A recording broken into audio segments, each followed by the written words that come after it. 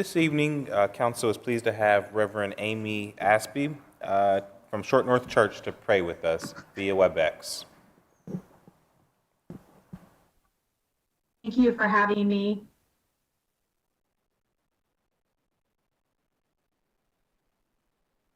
Let us pray.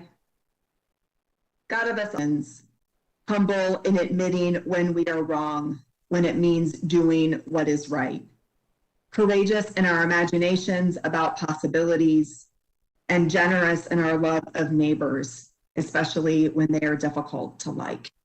In the name of all that is holy, amen. Thank you, Pastor Amy. Thank you for being with us. Clerk, please call the roll. Brown, Dorans, Favor, Remy, Tyson, President Harden. Any person who takes any actions to obstruct or interfere with the conduct of tonight's meeting may be charged with disturbing a lawful meeting pursuant to Columbus City Code 2317.12. Any person who enters those areas of city council chambers reserved for city officials or invited guests may be charged with criminal trespass pursuant to Columbus City Code 2311.21. Can I get a motion to dispense with the reading of the journal? Clerk, please call the roll. Brown, Dorans, Favor, Remy, Tyson, President Harden. This week's communications received by the City Clerk's Office are listed on the agenda and will be published in the City Bulletin. Are there any other communications to be read into the record? Not at this time.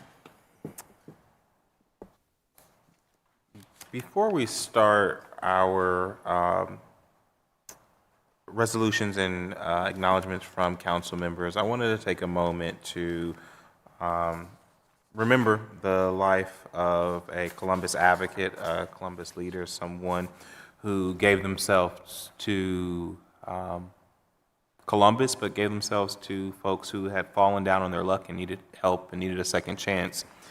Tarika Cradle was in the first class of Restoration Academy.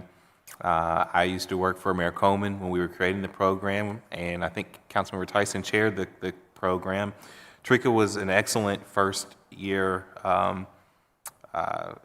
candidate and went through the program and did so well that as the program advanced, she came back to lead it. She spoke up and advocated and inspired many folks who were returning and making sure they had the dignity of good work. She gave a lot to this community. She was tragically taken from us on Sunday morning. I'm going to first ask Director DeLong, someone who had a very close relationship with Tarika, if she would like to say some words, then I'll open it up to council members, and then we will take a moment of silence. Is Director DeLong with us via WebEx? I am. I appreciate the opportunity to just say how much Tarika meant to me. I feel like not only was a boss, but a mentor to her. But as a mentor, I also learned a lot from her. She was somebody who always had a hand out to reach out to pick and help somebody up when she wasn't always in the best position to do that herself. It's hard to talk about her today. I have a lot of mixed emotions about why, because she was such a lovely person. But I can say that because of her, there are so many people who have better lives now that I hope that her inspiration to all of them today is that they go out and reach out their hand to pull somebody up who's down. And that's what she would want. So I think that's what we need to all do as we move forward in her memory. Thank you. Thank you, Director. We will continue to keep you and all those who work so closely with Tarika in our thoughts and prayers, as well as her family. I know that in recent years, Tarika worked in our Building and Zoning Services Department. I don't know if Director Messer wants to say anything before I open it up to council members.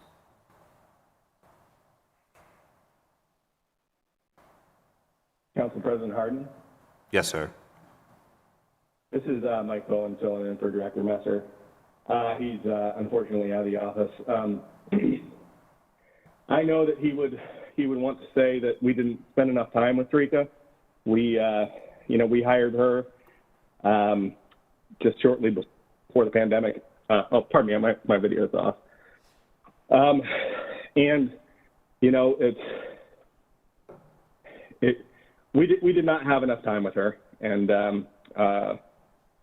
what the time that we did have with her was very good. She was a good employee.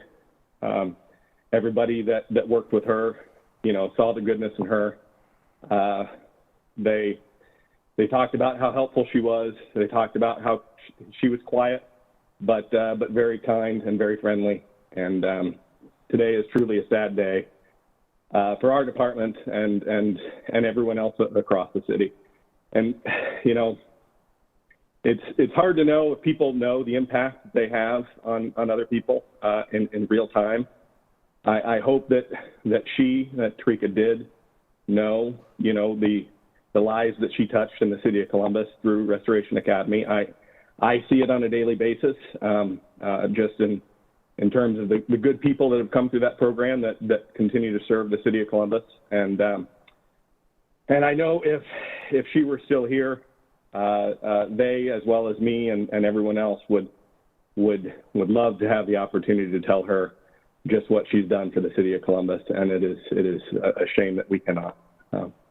So I shared Director DeLong's sentiment that, you know, we can honor her memory by continuing the good work that she did in her short life.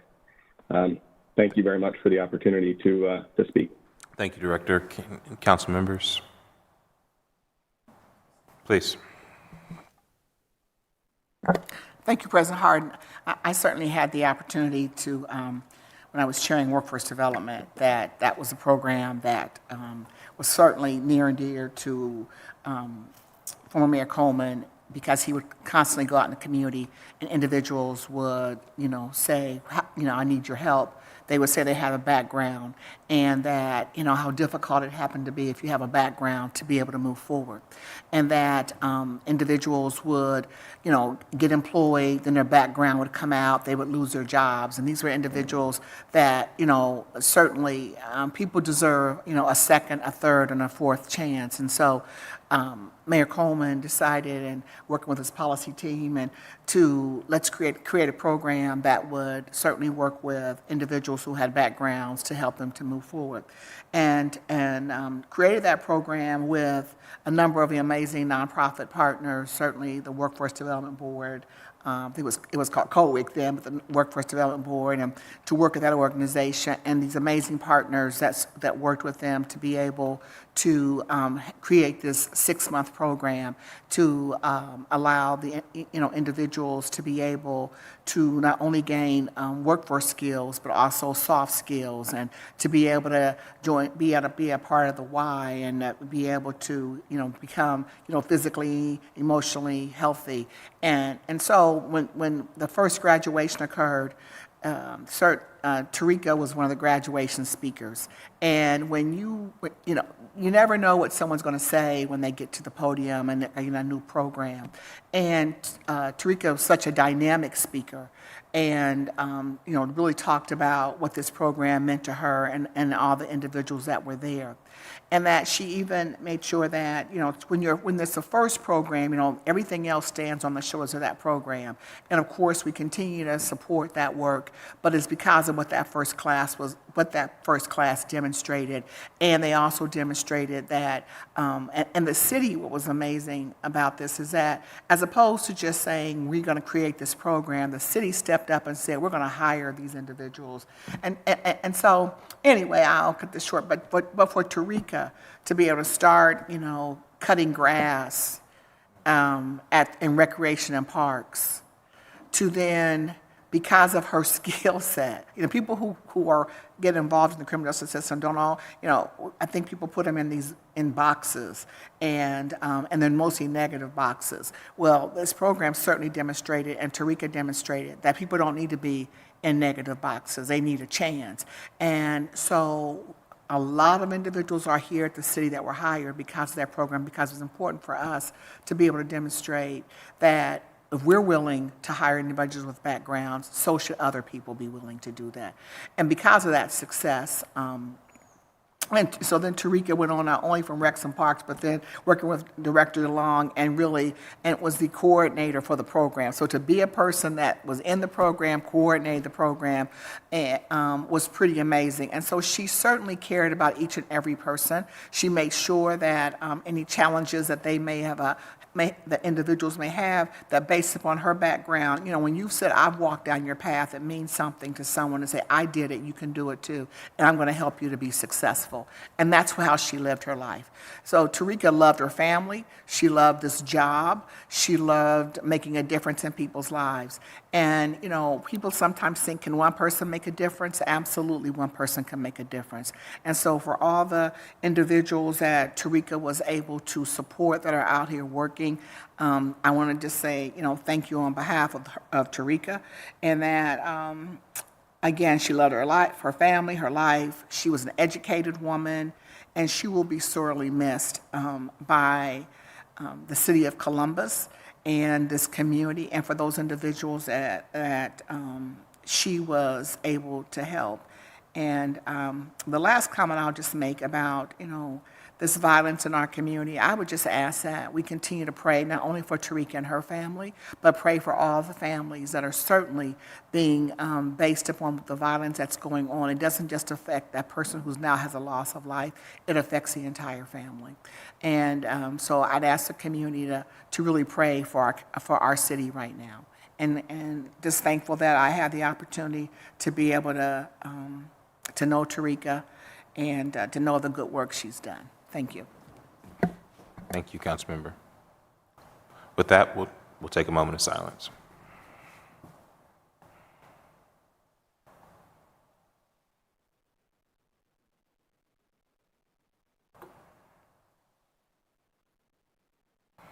Thank you, everyone. We'll now proceed with resolutions or comments from council members, starting with President Pro Tem. Councilmember Mitch Brown.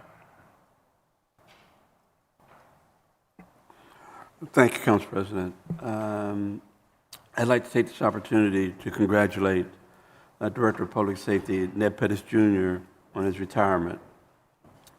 During his 40 years with the Columbus Division of Fire and the Department of Public Safety, Director Pettis has shown a commitment to improving the diversity and representation within our public safety forces. Before serving as director, Ned Pettis spent 10 years as Columbus's first African-American fire chief, acting as a role model to many minorities within the division. As director, he developed the Fire and Police Cadets Program, designed to support diverse candidates interested in public safety. This program has already shown success with the graduation of multiple cadets from the police and fire academies as part of the most diverse public safety recruit classes in the city's history. Director Pettis, thank you for your dedication and to our public safety forces and for your commitment to this community, again, for over 40 years. Congratulations on your retirement. Thank you, President Hardin. Thank you. Council members, speaking on behalf of all of council when we say congratulations on a lifetime of service to this city. We are better and grateful because of your service. Yes, sir. Thank you, council member. That's all I have, sir. Councilmember Dorans. Nothing for me tonight. Thank you. Councilmember Faber. Thank you, Council President Hardin. Just a brief announcement. The City of Columbus is pleased to announce the release of a notice of financial award for the Stable Housing Initiative. The purpose is to find and award funding to organizations who are able to provide outreach, intake, rental, and utility assistance, as well as supportive services to hard-to-reach and vulnerable populations experiencing housing instability. The Stable Housing Initiative will provide organizations with rental and utility assistance, as well as housing stability services for residents of the local area who qualify for the assistance as provided in the guidance provided by the U.S. Department of Treasury Emergency Rental Assistance. The request for proposals for the Stable Housing Initiative is open from Monday, July 19th to Monday, August 2nd, 2021. For more information and to apply, please visit www.columbus.gov/stable housing. Thank you. Thank you, Councilmember. Councilmember Remy. Thank you very much, Council President Harden. I got a couple announcements this evening. The Residential Districting Commission working sessions begin here in Chambers this Wednesday at 5:30 to 7:30. This is where the work actually gets done to prepare the maps for the new districts that will be in place beginning in 2024. Appreciate the commission's work. They've held a series of meetings, 8, I believe, at this point. But anyway, out in the public, and so this is where the real work begins, and so that process is starting on Wednesday at 5:30 and will continue through subsequent Wednesdays. Also, I'll be holding virtual community hours on Thursday, July 22nd from 3:30 to 5. Via WebEx, everyone is welcome to attend. You can RSVP with the WebEx to get the WebEx link with my legislative assistant, Lucy Frank, at ljfrank@columbus.gov by noon on July 22nd. Thank you, Council President Harden. That's all I have. Thank you, Councilmember. Councilmember Tyson. Thank you, President Harden. I just want to mention a couple things. The first is that I'm very excited that there is a resolution on consent, 123X of 2021, and when I think about the work that we're doing at council as focusing on race and equity, that I'm very excited that this city has taken steps along with the country and the federal government that has declared Juneteenth the oldest nationally celebrated commemoration of the ending of slavery in the United States is next year, June of 2022, will actually be a holiday in the city of Columbus. So I just wanted to, and there's a resolution that's on there. I also want to just share again that the primary one, health, special open enrollment is still through COVID-19 emergency primary one will be conducting a special open enrollment until August the 15th. And so if you do not have health insurance, please contact primary one at 614-620-8088. Lastly, I would just mention about the COVID-19 vaccine. And before I talk about the locations, just again, the COVID is still in our community. The Delta variant is in our community. I talked with our health commissioner today. The numbers are going up. The hospitalizations are going up. We should so one, getting a vaccine is critically important, and wearing masks are important. This vaccine is real. And so to provide the vaccine, I want to mention that we do have the $100 Vax Cash. So from Monday through Friday, from 9 to 4, you can receive a vaccine at Columbus Public Health. You could also go to the neighborhood sites, and they're the same sites every week from July 6th to August the 16th. On Mondays at Linden Community Center and the William H. Adams, and they're from noon to 7. On Tuesdays, the Far East Community Center and Ethiopian Tawahedo Social Services. On Wednesdays, the Barrett Community Center, and also on the Somali Community Association of Ohio. Thursday, Sullivan Gardens Community Center and the Bhutanese Community of Central Ohio. And on Friday, the Westgate Community Center and St. Stephen the Martyr Church. I will share the success of this program. The first week, we saw a 288% increase in vaccines for the $100. And the second week, from there, we saw a 51% increase in the vaccines. So again, the $100 is critically important. People have different needs in this community, and that does help them to be able to provide for their family. And again, I think that we are seeing now an increase in the 30 to 39% group are getting the vaccines based upon just the analysis of who's going and getting them. And so I'm excited about that information. And I think that's all in my announcements. Thank you. Thank you, Councilmember Tyson. Just one reminder that while council is back in person, there are still capacity limits on in-person attendance. The Public Health Department and Occupational Safety Team looked at council chambers. With social distancing, we can hold 20 members of the public in this chamber. We also have a spillover room where another 15 individuals can sit.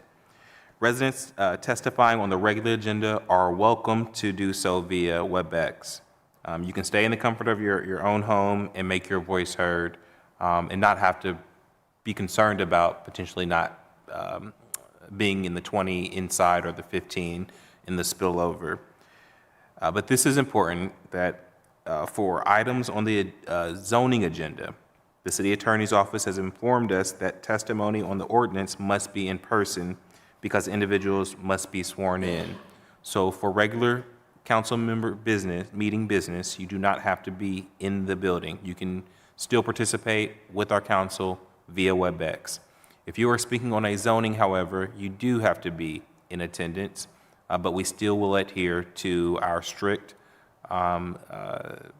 capacity limits that have been directed to us by the health department and our occupational safety team. So just wanted to make sure that everyone knows those rules, and we will conduct ourselves accordingly. Are there any comments by other members of elected officials, city attorney, auditor, court judges? If so, just say so. All right.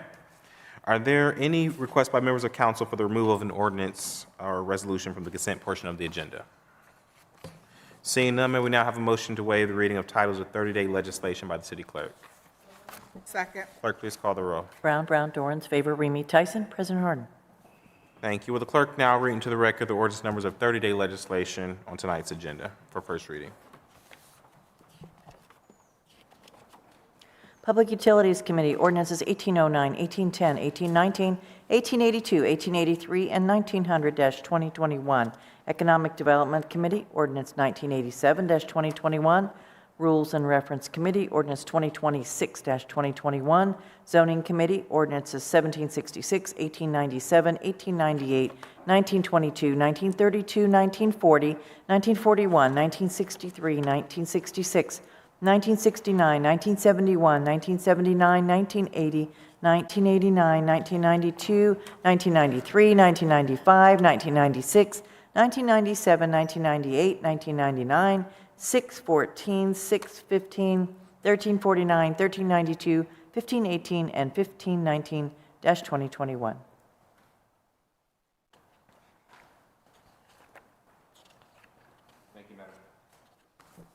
Thank you, Madam Clerk. We don't have any speakers on the first reading. The following ordinance appear on our agenda as consent action. Will the clerk now read those into the record, please? Resolutions of expression 122X, 123X-2021.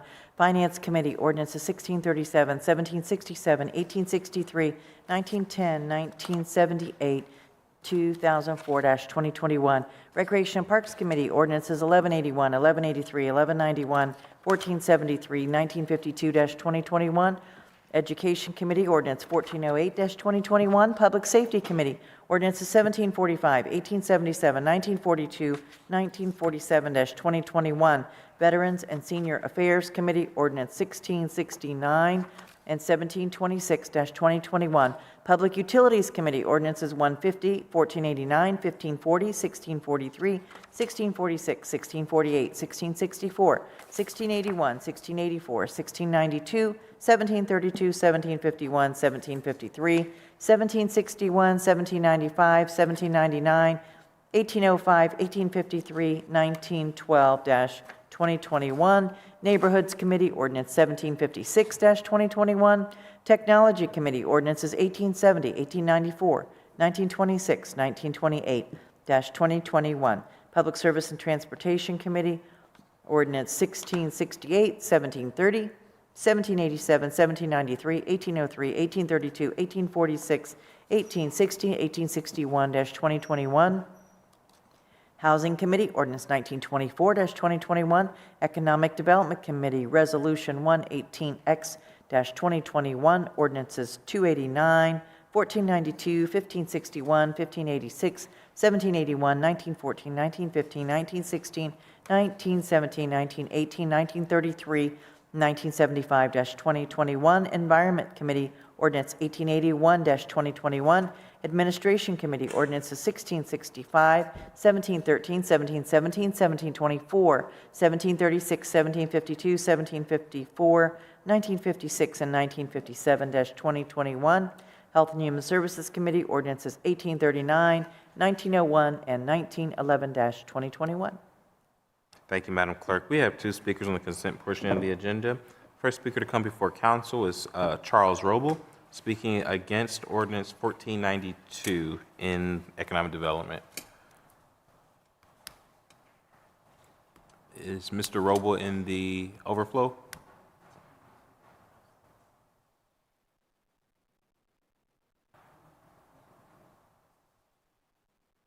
I do not see Mr. Roble in council chambers. We're checking the overflow. I will go ahead and call Nate Wilkins, who is speaking in favor of Ordinance 1924. Is Mr. Good evening to you, to all City Council.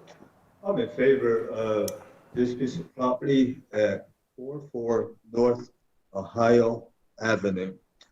And again, we have several properties that sit like this once again.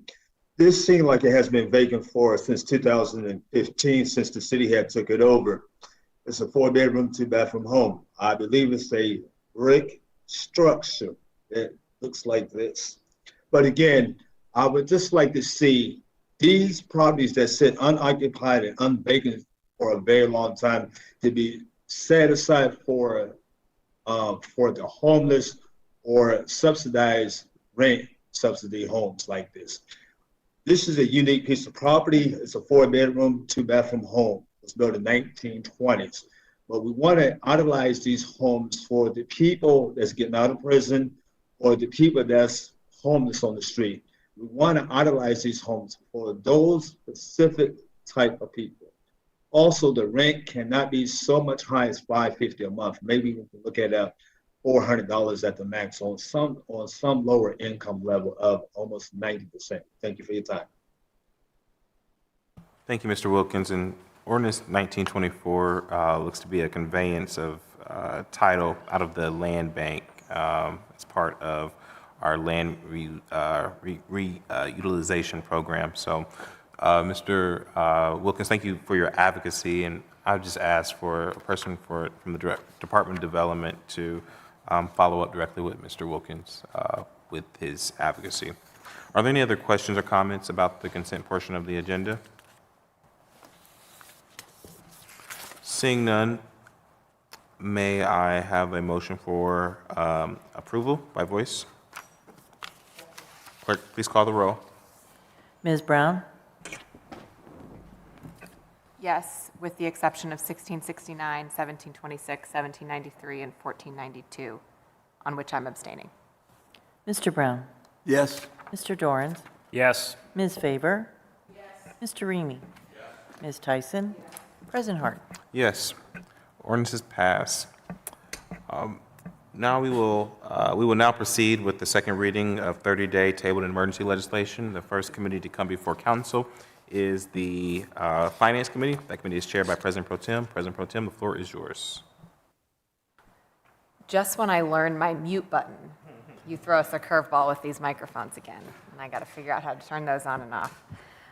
Thank you, President Harden. In Finance tonight, we have Ordinance 1797-2021 to authorize the Finance and Management Director to modify and contract with Barclay Water Management Incorporated for the treatment and remediation of water systems under the purview of the Facilities Management Division, to authorize the expenditure of $123,980 from Federal CARES Act funding, to waive the competitive bidding provisions of City Code, and to declare an emergency.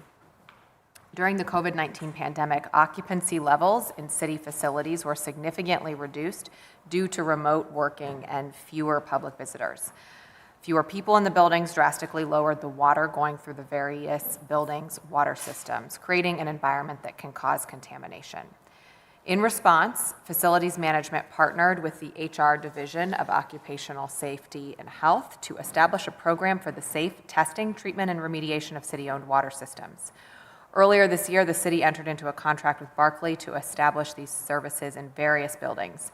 A waiver of competitive bidding is being considered to establish those same services at City Hall through this contract. An emergency action is being considered so that these services to safeguard the health and wellness of employees and visitors can be implemented without delay. If there are no further questions, I move for passage. Second. Clerk, please call the roll. Brown, Brown, Dorans, favor, Remy Tyson, President Harden. Passed. May I move to Education Committee? Please.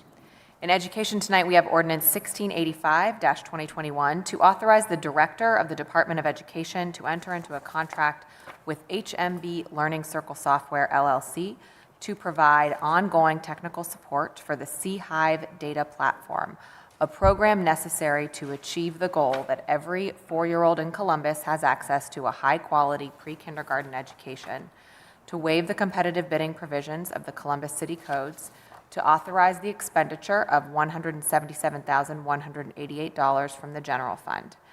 C-Hive is a cloud-based web application that pre-K providers use to track enrollment, assessment, and attendance data.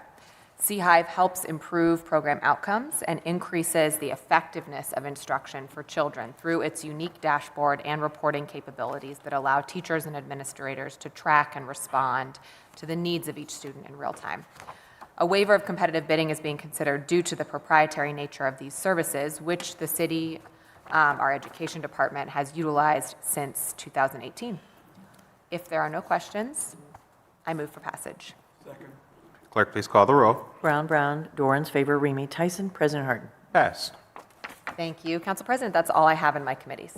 Thank you, Madam Chair. Next committee to come before council is the Public Safety Committee. The committee is chaired by Councilmember Mitch Brown. Councilmember, the floor is yours.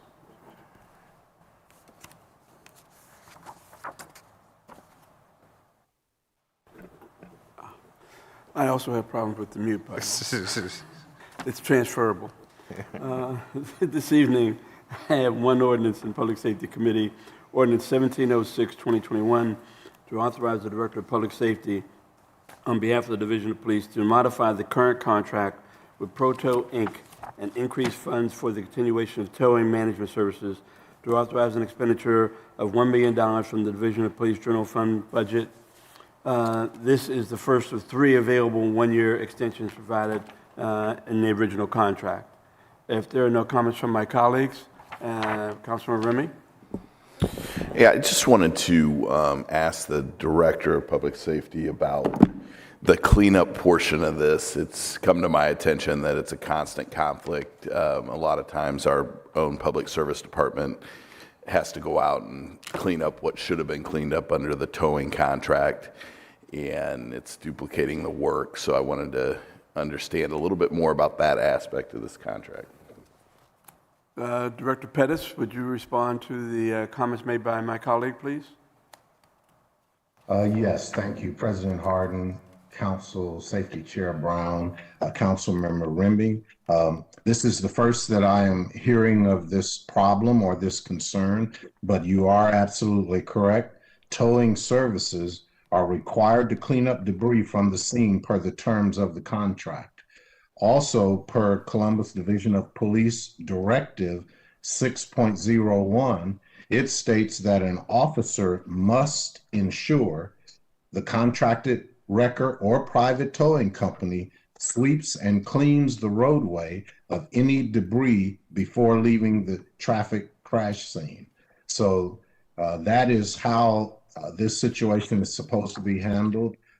Please have the appropriate person notify members of the Division of Police or the Department of Public Safety should there be any further problems with this. Thank you, Director. I know from personal experience finding an accident scene that was not cleaned up and talking with some of the administrative folks over in public service, that's how it got brought to my attention. That's a very common occurrence that they get called out. So we'll have to make sure that we open up some lines of communication and also give notice to the towing company that they better be doing their job and fulfilling the full commitment of the contract.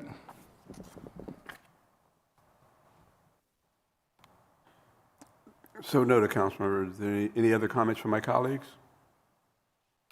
If there is no more, I move for passage.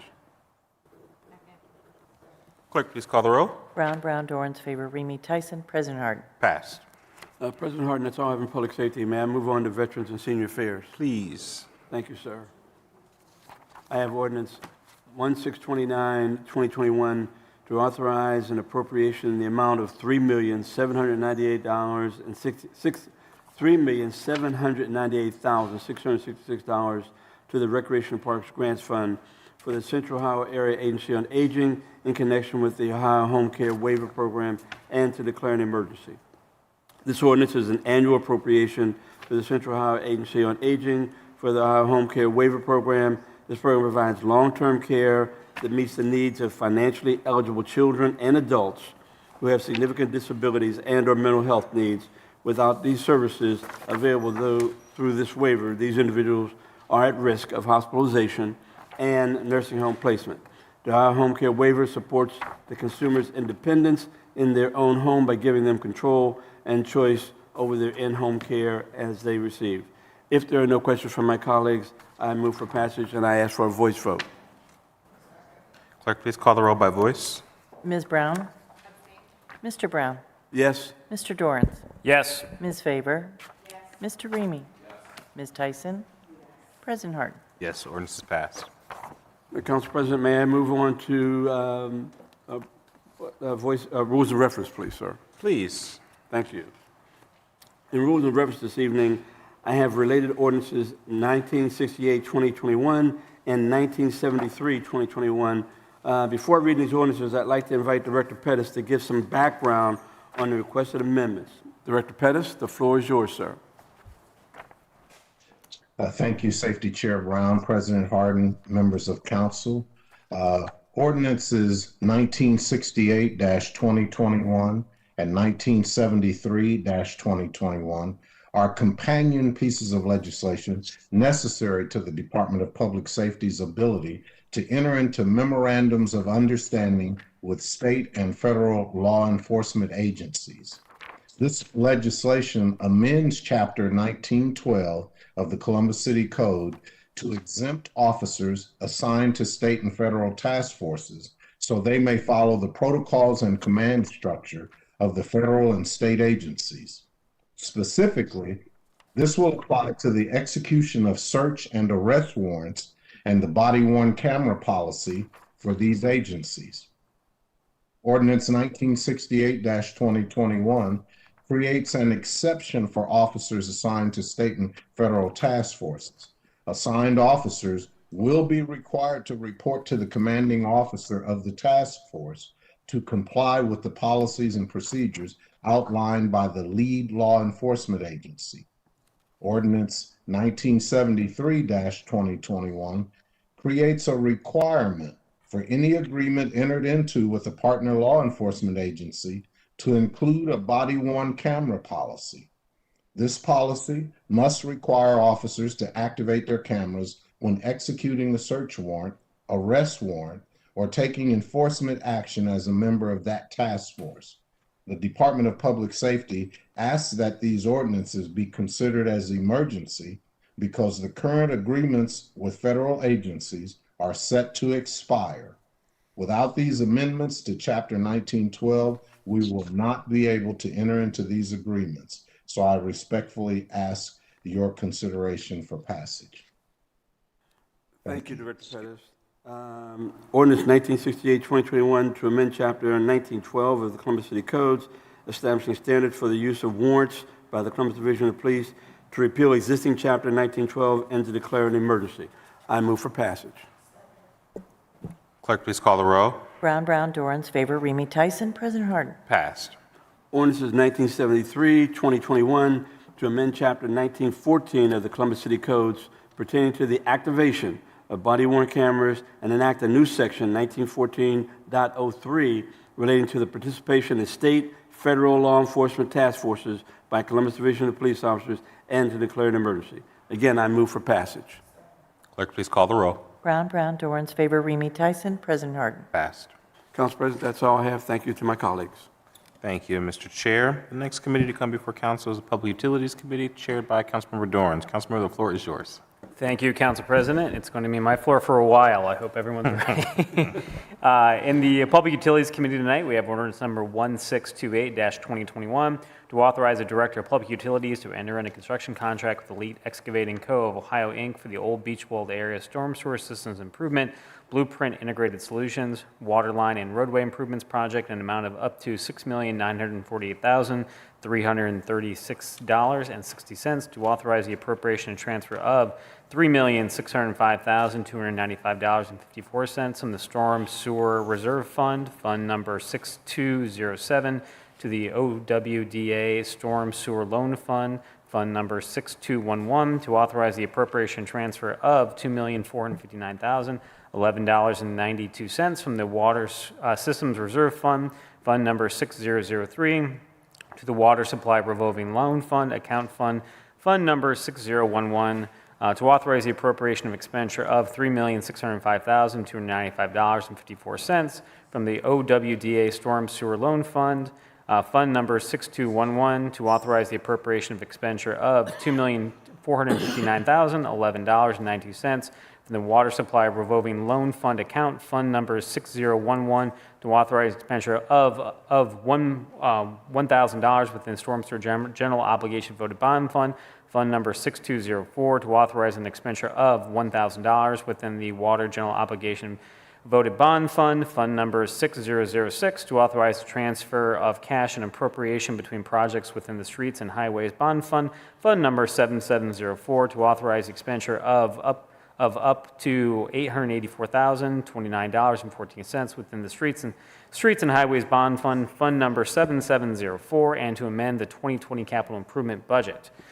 This project will install storm sewer infrastructure and mitigate street and yard flooding that occurs in the Old Beachwold Historic Neighborhood located in the Clintonville planning area for the Department of Public Utilities. Streets within the project area will be repaved as part of this project. Do any of my colleagues have any questions or comments? Seeing none, I move for passage. Clerk, please call the roll. Brown, Dorans, favor, Remy Tyson, President Harden. Passed. Thank you. Next, we have ordinance number 1630-2021 to authorize the Director of Public Utilities to execute a plan modification of the 2020-2022 Construction Administration and Inspection Services Agreement with Resource International, Inc. for the Old Beachwold Area Stormwater, Water, and Roadway Improvement Project to authorize an expenditure of up to $559,121.11 within the Storm Sewer General Obligation Bond Fund to authorize an expenditure of up to $395,672.97 from the Water General Obligation Bond Fund to authorize the transfer of cash and appropriation between projects within the Streets and Highways Bond Fund to authorize an expenditure of up to $69,090.63 within the Streets and Highways Bond Fund and to authorize an amendment to the 2020 capital improvements budget. The majority of these projects in this funding package will reduce inflow and infiltration to the city's sanitary sewer system, thus mitigating sanitary sewer overflows in basements and waterways. Other projects provide improvement to the existing stormwater infrastructure to mitigate drainage and flooding issues throughout the city. Do my colleagues have any questions or comments? Seeing none, I move for passage. Clerk, please call the roll. Brown, Dorans, favor, Remy Tyson, President Harden. Passed. Thank you. Next, we have ordinance number 1636-2021 to authorize the Director of Public Utilities to execute a plan modification of the 2020-2022 Construction Administration Inspection Service Agreement with Santec Consulting Services to authorize the transfer and expenditure up to $659,646.43 within the Water General Obligation Bond Fund to authorize a transfer and expenditure of up to $1,200,625.27 within the Sanitary General Obligation Bond Fund and to authorize an amendment to the 2020 capital improvement budget. Funding for this modification will be for 3 ongoing projects. The large diameter valve replacement Part 2 project involves replacing valves on critical large diameter water mains and will improve the reliability of the water distribution system citywide. The East Franklinton Sanitary Sewer, Storm Sewer, and Water Improvements Phase 3 project will replace and rehabilitate utilities in the city's oldest area, Franklinton, which will mitigate sewer backups and overflows to the Scioto River from this area. And finally, the Black Lake Air Quality Control Facilities Project will ensure the removal of corrosive gases from within the sewers and will prevent these gases from being released in the sewer to the environment and surrounding properties. Do any of my colleagues have any questions or comments? Seeing none, I move for passage. Second. Clerk, please call the row. Brown, Brown, Dorans, favor, Remy Tyson, President Harden. Passed. Thank you. Next, we have ordinance number 1640-2021 to authorize the Director of Public Utilities to enter into a construction contract with Shelley and Sands, Inc. for the East Franklinton Sewer and Waterline Improvements Phase 3 project to authorize the appropriation and transfer of $5,825,227.69 from the Sanitary Sewer Reserve Fund to the Ohio Water Development Loan Fund to authorize the appropriation and transfer of $3,389,855.60 from the Water Systems Reserve Fund to the Ohio Water Development Loan Fund to authorize the appropriation and expenditure of $5,825,277.69 from the Ohio Water Development Loan Fund to authorize the appropriation and expenditure of $3,389,855.60 from the Ohio Water Development Loan Fund to authorize the transfer and expenditure of $1,000 from the Sanitary General Obligation Bond Fund for prevailing wage services to authorize the expenditure of up to $1,000 within the Water General Obligation Bond Fund for prevailing wage services and to amend the 2020 capital improvement budget. This project will enable redevelopment of part of the Franklinton neighborhood by investing in new utility infrastructure. Sewer overflows and backups will be reduced in that area by this project. Do any of my colleagues have any questions or comments? Seeing none, I move for passage. Second. Clerk, please call the row. Brown, Brown, Dorans, favor, Remy Tyson, President Harden. Passed. Thank you. We now have ordinance number 1651-2021 to authorize the Director of Public Utilities to enter in a construction contract with R.W. Sertling Building Co. for the wastewater facilities improvements project to authorize an expenditure of up to $1,607,650 within the Water General Obligation Voted Bond Fund and to provide for the payment of prevailing wage services to the Department of Public Service for the Division of Water. The Griggs and Hoover watershed facilities have various issues due to age, condition, and layout. Some were repurposed from residential structures, and their layouts do not support their current use relative to operational, environmental, and safety and ADA perspectives. Occasional improvements are necessary to reduce excessive maintenance costs and extend the life of these facilities. Do any of my colleagues have any questions or comments? Seeing none, I move for passage. Clerk, please call the row. Brown, Brown, Dorans, favor, Remy Tyson, President Harden. Passed. Thank you. Next, we have ordinance number 1655-2021 to authorize the Director of Public Utilities to renew the professional engineering service agreement with Hatch Associates Consultants, Inc. for the Hap-Cremine Water Plant Concrete Rehabilitation Project for the Division of Water, to authorize a transfer and expenditure of up to $1,602,000 within the Water General Obligation Bond Fund, and to authorize an amendment to the 2020 capital improvement budget. This project will rehabilitate deteriorated concrete around treatment basins at the division's largest water treatment plant to prevent further and more costly damage that could occur if this rehabilitation was postponed. This will help extend the life of that plant. Do any of my colleagues have any questions or comments? Seeing none, I move for passage.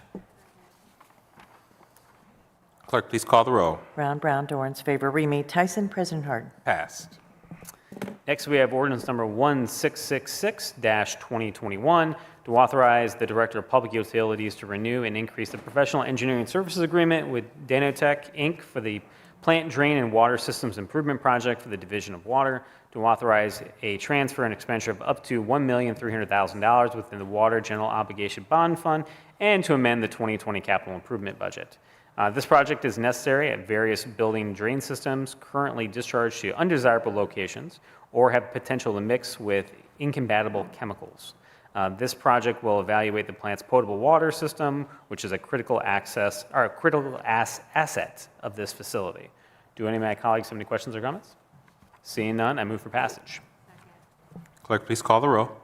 Brown, Brown, Dorans, favor, Remy Tyson, President Harden. Passed. Thank you. Next, we have ordinance number 1783-2021 to authorize the Director of Public Utilities to enter in a construction contract with Quality Alliance, Inc. for the Circuit 14041 Reliability Improvement Project in the amount of up to $1,996,571.93, to authorize expenditure of up to $2,000 the Electricity GO Bond Fund 6303 for prevailing wage services, the Department of Public Service, and to authorize a transfer within of up to $153,567.43 and an expenditure of up to $1,998,571.93 from the 2020 Electricity General Obligation Bond Fund, and to authorize an amendment to the 2020 capital improvement budget.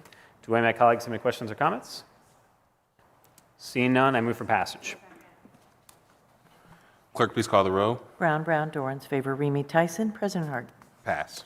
Thank you. Next, we have ordinance number 1806-2021 to authorize the Director of Public Utilities renew the professional engineering services agreement with Hatch Associates Consultants, Inc. for the Blueprint Columbus Kelton Fairwood area project for the Division of Sewerage and Drainage, to authorize expenditure of up to $1,155,244.89 within the Sanitary Sewer General Obligation Bond Fund, and to amend the 2020 capital improvement budget.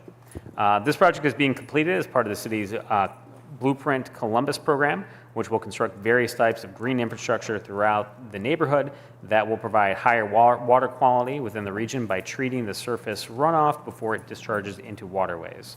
The project will also rehabilitate the existing sanitary sewer laterals and install and redirect new roof downspouts as to reduce inflow and infiltration within the sanitary sewer system, which will result in less water in basements, reduce sanitary sewer overflows, and decrease sanitary sewer overflows as well. A lot of overflows. Do any of my colleagues have any questions or comments? Seeing none, I move for passage. Clerk, please call the row. Brown, Dorans, favor, Remy Tyson, President Harden. Passed. Next, we have ordinance number 1807-2021 to authorize the Director of Public Utilities to enter into a guaranteed maximum reimbursement agreement with Plute Homes of Ohio, Inc., LLC, for the Upper Scioto Northwest Sugar Farms and Runner South project for the Division of Sewers and Drainage, to authorize the transfer within an expenditure of up to $3,681,875 from the Sanitary General Obligation Bond Fund, and to amend the 2020 capital improvement budget. This project will extend approximately 5,500 feet of sanitary sewer to provide service to approximately 525 acres along the Renner Road corridor. Do my colleagues have any questions or comments? Seeing none, I move for passage. Clerk, please call the row. Brown, Dorans, favor, Remy Tyson, President Harden. Passed. Thank you. Next, we have ordinance number 1808-2021 to authorize the Director of Public Utilities to modify and increase an existing engineered agreement with MS Consultants, Inc. for the Blueprint Columbus Hilltop Eureka Fremont area project, to authorize the expenditure of up to $1,354,680.64 from the Sanitary Sewer General Obligation Bond Fund, and to amend the 2020 capital improvement budget. This project will extend approximately 5,500 sanitary sewers within this area. Do any of my colleagues have any questions or comments? Seeing none, I move for passage. Clerk, please call the row. Brown, Dorans, favor, Remy Tyson, President Harden. Passed. Thank you. Next, we have ordinance number 1817-2021 to authorize the Director of Public Utilities to enter in a plan modification with Ohio Mulch Supply, Inc. for services in connection with the Deep Row Hybrid Poplar Program for the Division of Sewers and Drainage, and to authorize expenditure of $1,550,000 from the Sewer Operating Sanitary Fund. As most of you know, biosolids removed from the Jackson Pike and Southerly wastewater treatment facilities are utilized as a nitrogen source to grow hybrid popular trees, which will later be harvested for mulch. In addition, the biosolids will add valuable organic material to the old abandoned mine site that is now repurposed as the new Lexington Tree Farm. This contract modification established a new rate of pay per wet ton of biosolids for this innovative green initiative, and that's lots of ways to say biosolids. Do any of my colleagues have any questions or comments? Seeing none, I move for passage. Clerk, please call the row. Brown, Dorans, favor, Remy Tyson, President Harden. Passed. Thank you. Next, we have ordinance number 1931-2021 to authorize the city attorney to file complaints in order to the appropriate and accept the remaining fee simple and lesser real estate necessary to the time to complete the Big Walnut Sanitary Trunk Extension Phase 2 project, to authorize an expenditure of up to $26,710 from the existing ACDI 001318, and to declare an emergency. The Department of Public Utilities is performing the Big Walnut Sanitary Trunk Extension Phase 2 project, and must acquire certain fee simple title and lesser real estate located in the vicinity of Lee Road from Central College Road to Smothers Road in the northwest area to complete this project. The city's acquisition of the real estate will help improve and repair certain portions of the public sewer infrastructure in this area. The city attorney, pursuant to Columbus City Code, section 909.03, served notice on all the owners of this real estate within this area. However, the city attorney was unable to locate or agree with some real estate owners in good faith regarding the amount of just compensation. Emergency action is requested in order to acquire the real estate and allow the Department of Public Utilities to timely complete this project without any unnecessary delay. Do my colleagues have any questions or comments? Seeing none, I move for passage. Clerk, please call the roll. Brown, Dorans, favor, Remy Tyson, President Harden. Pass. Thank you. And with that, we are done with the Public Utilities Committee. Council President, with your permission, I'd love to move on to the Technology Committee. Please. Thank you. In the Technology Committee, we have ordinance number 1935-2021 to authorize the Director of the Department of Technology on behalf of the Office of Diversity and Inclusion to enter into a contract with Inaccurate Consulting, Inc. for the first phase of development and implementation of the B2 Grow Certification Management Project, to waive the competitive bidding provisions of the Columbus City Code, to authorize the expenditure of $28,700 from the Department of Technology Information Services Division, Information Services Operating Fund, and to declare an emergency. The Department of Technology is requesting authorization on behalf of the Office of Diversity and Inclusion, where the B2 Grow certification module is being developed and implemented to replace the city's more limited functioning BizTrack system. The introduction of the B2 Grow certification module present an opportunity for the Office of Diversity and Inclusion to better manage the city's certification data and will help us achieve our diversity goals in contracting. Given the circumstances and critical development and implementation schedule, this ordinance requests a waiver of competitive bidding provisions of the Columbus City Code, and emergency action is being requested to expedite the authorization of this contract to ensure timely services from the provider and ensure that we get the best price. Do my colleagues have any questions or comments? Seeing none, I move for passage. Second. Clerk, please call the roll. Brown, Dorans, favor, Remy Tyson, President Harden. Pass. Thank you, and with that, that is all I have in my committees tonight. Thank you, Mr. Chair.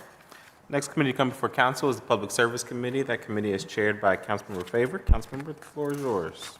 Thank you, Council President Harden. Tonight in Public Service and Transportation, we have ordinance 1785-2021 to appropriate funds within the Community Development Block Grant Fund and the Transportation Grants Fund to authorize the Director of Public Service to enter into contract with Strasser Paving Company for the ADA Ramp Project's Citywide Curb Ramps 2021 project, to authorize the expenditure of up to $800,022.55 from the Community Development Block Grant Fund and $768,726.01 for the Transportation Grants Fund for the project, to repay any unused grant funds at the end of the grant period and to declare an emergency.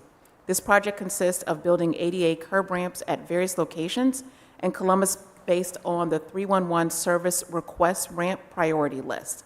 In addition to tonight's ordinance, since 2019, the Department of Public Service has installed or began work to install 1,988 ADA curb ramps across the city.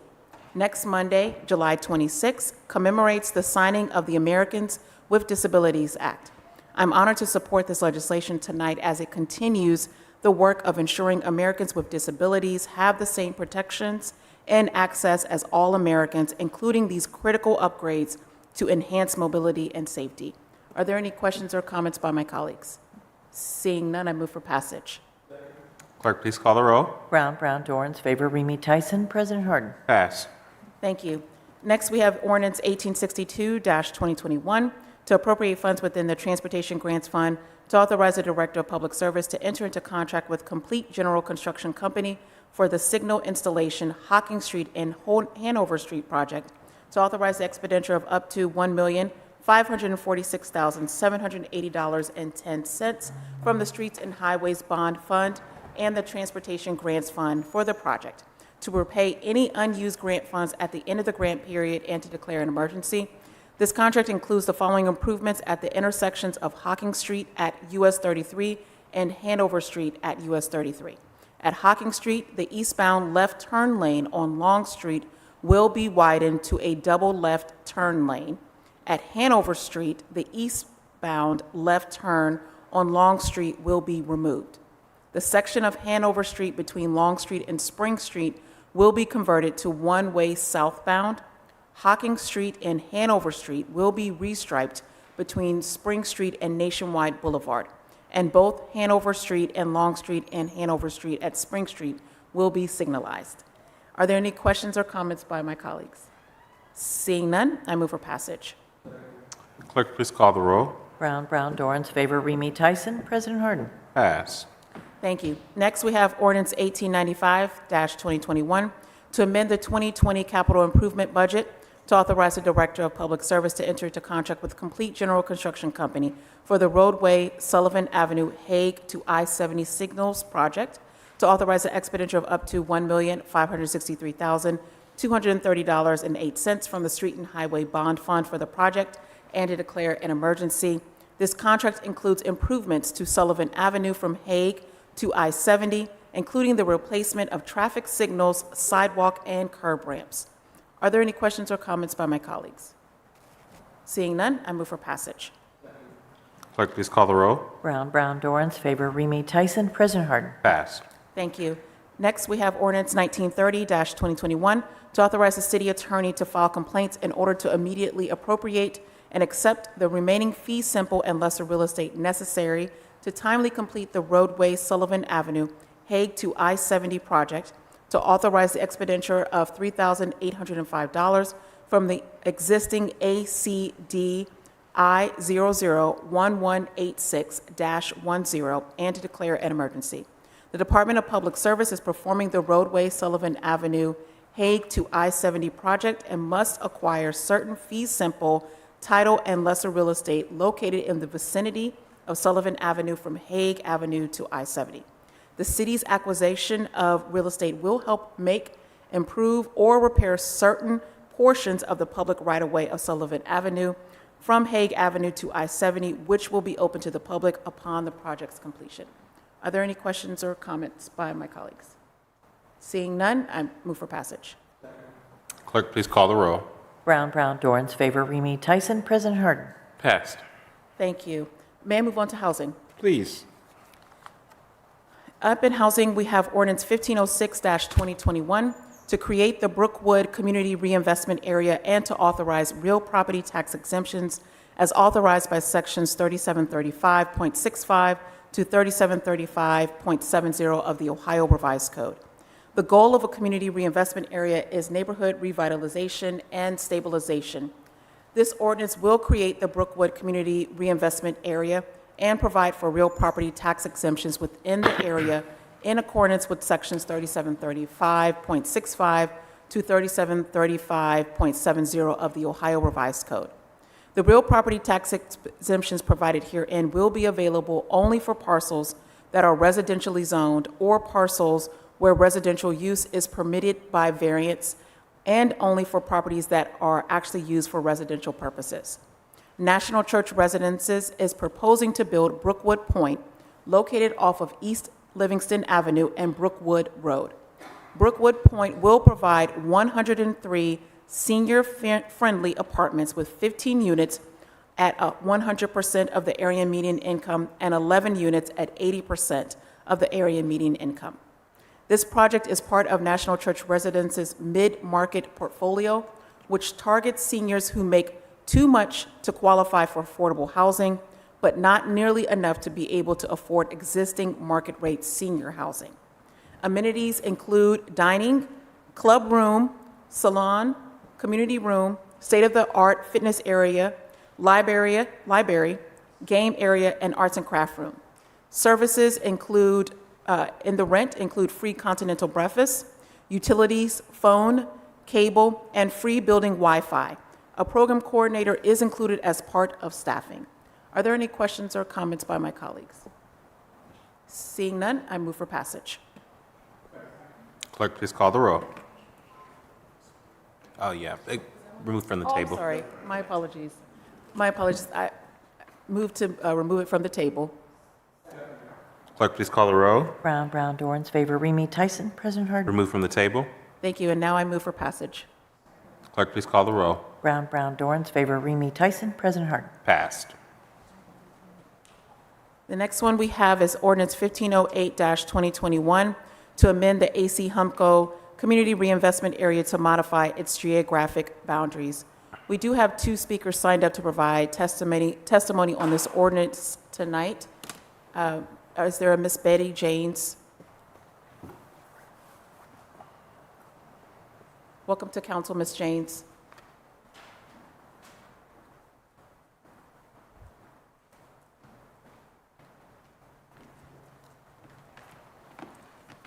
Please state your name, and you have 3 minutes to speak. Thank you. Good evening, and it's great to see everyone in person. My name is Betty Janes, and I am a 40-year resident of and a passionate advocate for the Hilltop, as well as affordable housing for all. I'm here tonight to object to the expansion of AC Humco CRA. I stood here 3 years ago, almost to the day, to testify against the inclusion of the market-ready classification and the ability of developers to buy out of the affordability requirement. In hindsight, I think that was a signal that the core principle, which was to foster private sector investment to build mixed-income neighborhoods, was a bit overstated, perhaps. Since its adoption, 3 CRAs were created in the market-ready category, and I would ask each of you to list a single distress criterion of any of them. This body has doubled this category, and I would anticipate when the VSI final report is published, it will show that the largest percentage of these valuable tax abatements went to this category. This category needs to be repealed, not expanded. And it feels like the CRA program in general has morphed away from the intended purposes. The Community Reinvestment Act was passed to reverse the urban blight that became so evident in the American cities in the 70s. And the theoretical goal of the tax abatements is to promote economic activity in an area that wouldn't otherwise see those developments. Do any of you truthfully think that the development in these risk-free areas would have happened but for the tax abatements? Have you considered that if tax abatements were not offered for market-ready areas, that developers might take a harder look at the persistently disinvested neighborhoods where true blight actually exists? I would submit that AC Humco and the other market-ready CRAs didn't meet urban blight threshold 3 years ago. And this developer is asking for an expansion and planning to build 85% of the units as studio and 1-bedrooms and only 8 as 2-bedroom. It's clear they know their market. Young professionals, not family, seeking and needing affordable housing. As categorized by Deputy Director Jones during the hearing a few weeks ago, AC Humco is already a successful neighborhood. We are just weeks away from seeing VSI's report. To expand a market-ready CRA when we do not yet know if any of them delivered on the objective of the policy would have been impulsive. And the property that prompted the expansion of the CRA has sat dormant for over 3 years. So to now apply a false deadline within weeks of seeing the 3-year data would have been irresponsible. So I applaud Councilmember Faber for her leadership and for her commitment to affordable housing. I understand that you are recommending that this ordinance be tabled indefinitely, and as you've said multiple times, we cannot abate our way out of this serious affordable housing crisis, which I believe has gotten worse over the past 3 years. We simply must stop enabling developers by incentivizing them to build more of the same. The policy must be rewritten to encourage them to become creative, to create true mixed-income neighborhoods, to lower the AMI threshold, to amend the distress criteria, and to put guardrails in place to ensure that these valuable tax abatements are used for the purpose intended. I look forward to seeing the VSI report and hopeful that the data will be used to legitimately develop recommendations that will better address the affordable housing crisis in Columbus. While I remain hopeful that the meaningful changes will be made to the policy based on the review, sadly, my years in the corporate world have taught me that numbers can be used to tell the story you want to tell. So I urge this body to look closely at the data, the results, and the recommendations from VSI, and then do the right thing for all residents of Columbus. Again, thank you, Councilmember Faber, for your leadership. Thank you all. Thank you, Ms. Janes, for your testimony this evening. Are there any questions for Ms. James? Thank you, Ms. James. Up next, we have Mr. Motil. Welcome back to council, Mr. Motil.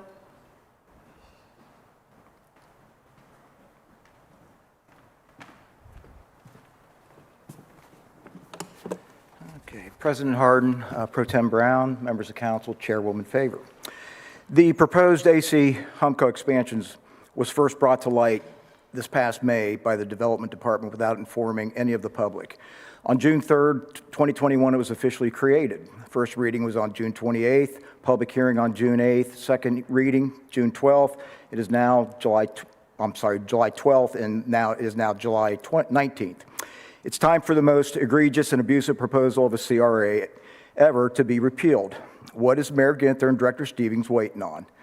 More time for City Hall staff and others to make phone calls and rally their neighborhood lackeys in Harrison West and Victorian Village to jump on their bandwagon and cut deals with people in order to get support for this absurd property taxpayer ripoff.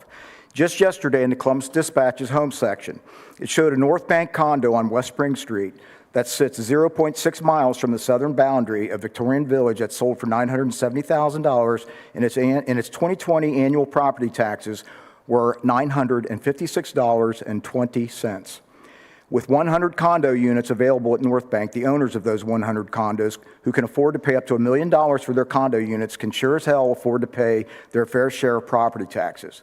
Those 100 condo owners are probably skipping out on close to a combined $750,000 or more in property taxes. This is what can be expected or worse if this AC Humco expansion is not put to rest. Is the AC Humco CRA going to be more of the same type of unethical and unjustified tax abatements for the rich so they can escape paying their fair share of property taxes while placing the burden on the poor and moderate income? The owners of 1,537 parcels within the Harrison West Victorian Village CRA do not need to be eligible for 15-year 100% tax abatements. Once again, the director dispatches someone who scoured the Harrison West and Victorian Village neighborhoods to take a handful of pictures of some minor code enforcement violations, while using those pictures to falsely imply that the Harrison West and Victorian Village neighborhoods are in disrepair and decline.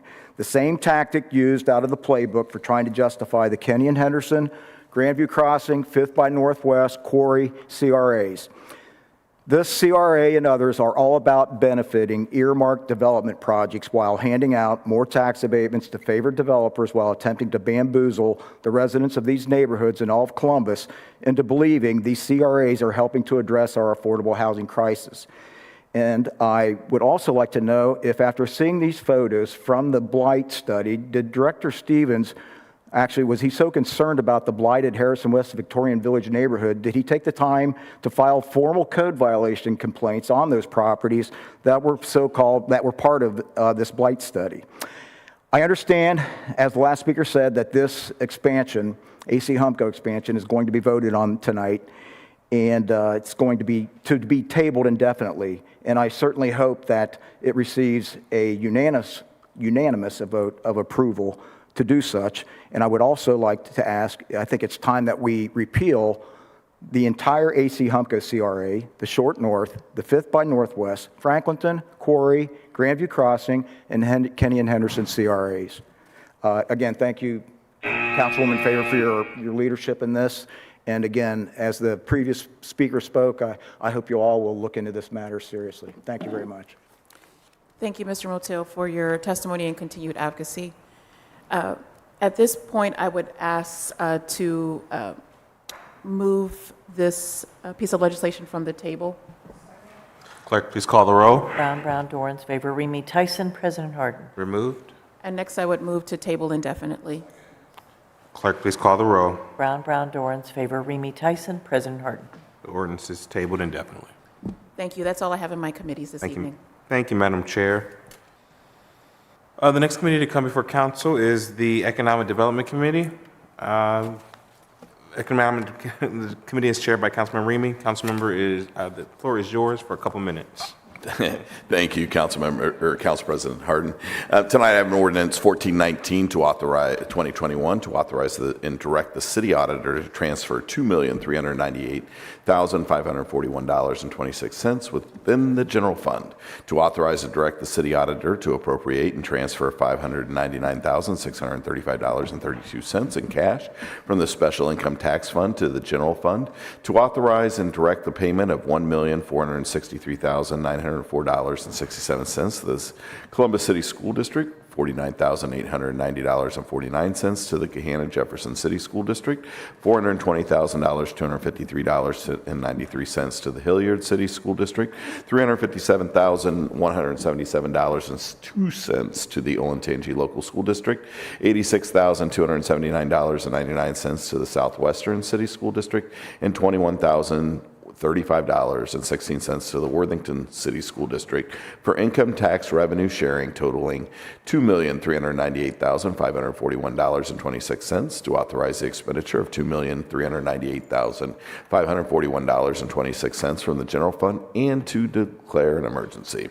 By authority of the ORC, Section 570982, the city is required to pay affected school districts 50% of the municipal income tax revenue attributable to tax-abated projects where the annual new employee payroll for a project is $1 million or more in a given tax year during the abatement. This municipal income tax revenue sharing with affected school districts applies to all property tax abatements approved by the legislative authority after July 1st, 1994, and is based on the new employee wages paid in a tax year during the years of tax exemption, and also on the wages of the construction workers. Director Stevens, do you have any additional comments you'd like to make about this particular ordinance? Good evening, President Harden, Chair Ramey, members of council. As you're aware, we use these commercial tax abatement tools to increase employment opportunities, encourage the establishment of new jobs, as well as the retention and expansion of existing jobs, and increase the value of real property within the city of Columbus.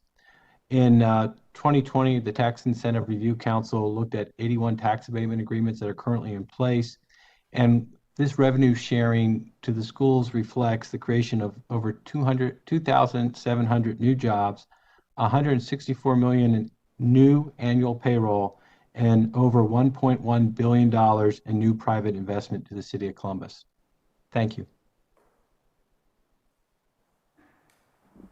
Do any of my colleagues have any questions or comments in regards to this? Seeing none, I move for passage. Clerk, please call the row. Brown, Brown, Dorans, favor, Remy Tyson. President Harden. Passed.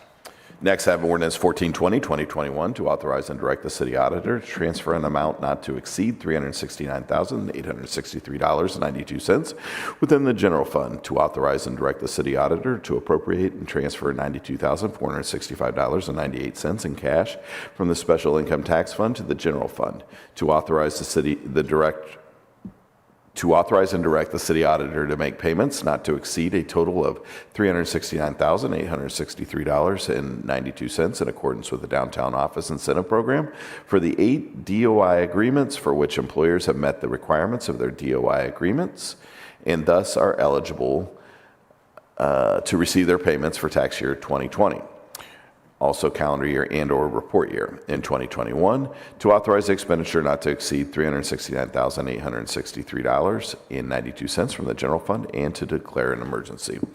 Resolution number 88X 2007, adopted June 4th, 2007, supported the continuation of the Columbus Downtown Office Incentive Program as one of the development tools needed to implement the downtown business plan. This legislation authorizes the payments to employers who have met the requirements of their Downtown Office Incentive Program agreement.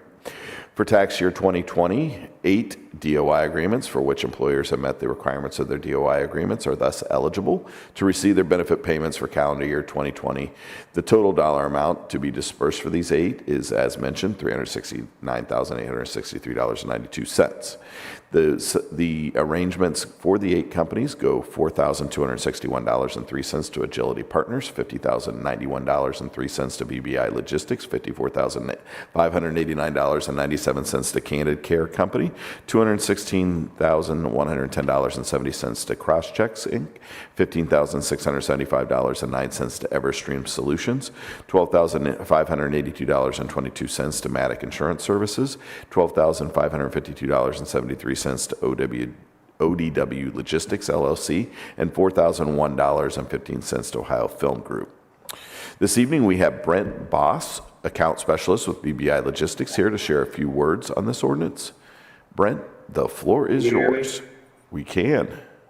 Perfect. Yeah, my name is Brent Bossy with BBI Logistics. Just wanted to thank you guys. The tax incentive has really allowed us to use these allocated funds to reinvest into our company. We have grown from 3 employees to 120 employees in less than 4 years, 60 new jobs over the last 10 months, and we continue to continue that rapid growth. So thank you. Thank you so much. We appreciate your continued commitment to the City of Columbus, and certainly want to offer the opportunity for Director Stevens to provide any additional comments this evening. Thank you, Chair Ramey. I would just add that this is a tool we use to encourage job growth and investment. It is a performance-based tool. So as the company meets or exceeds their jobs commitment, the incentive grows with that. Happy to answer any questions. Any questions or comments from my colleagues? Seeing none, I move for passage. Clerk, please call the row. Brown, Dorans, favor, Remy, Tyson, President Harden. Pass. May I have a motion to recess for zoning? So moved. Clerk, please call the row. Brown, Dorans, favor, Remy, Tyson, President Harden. Zoning will start at 6:30.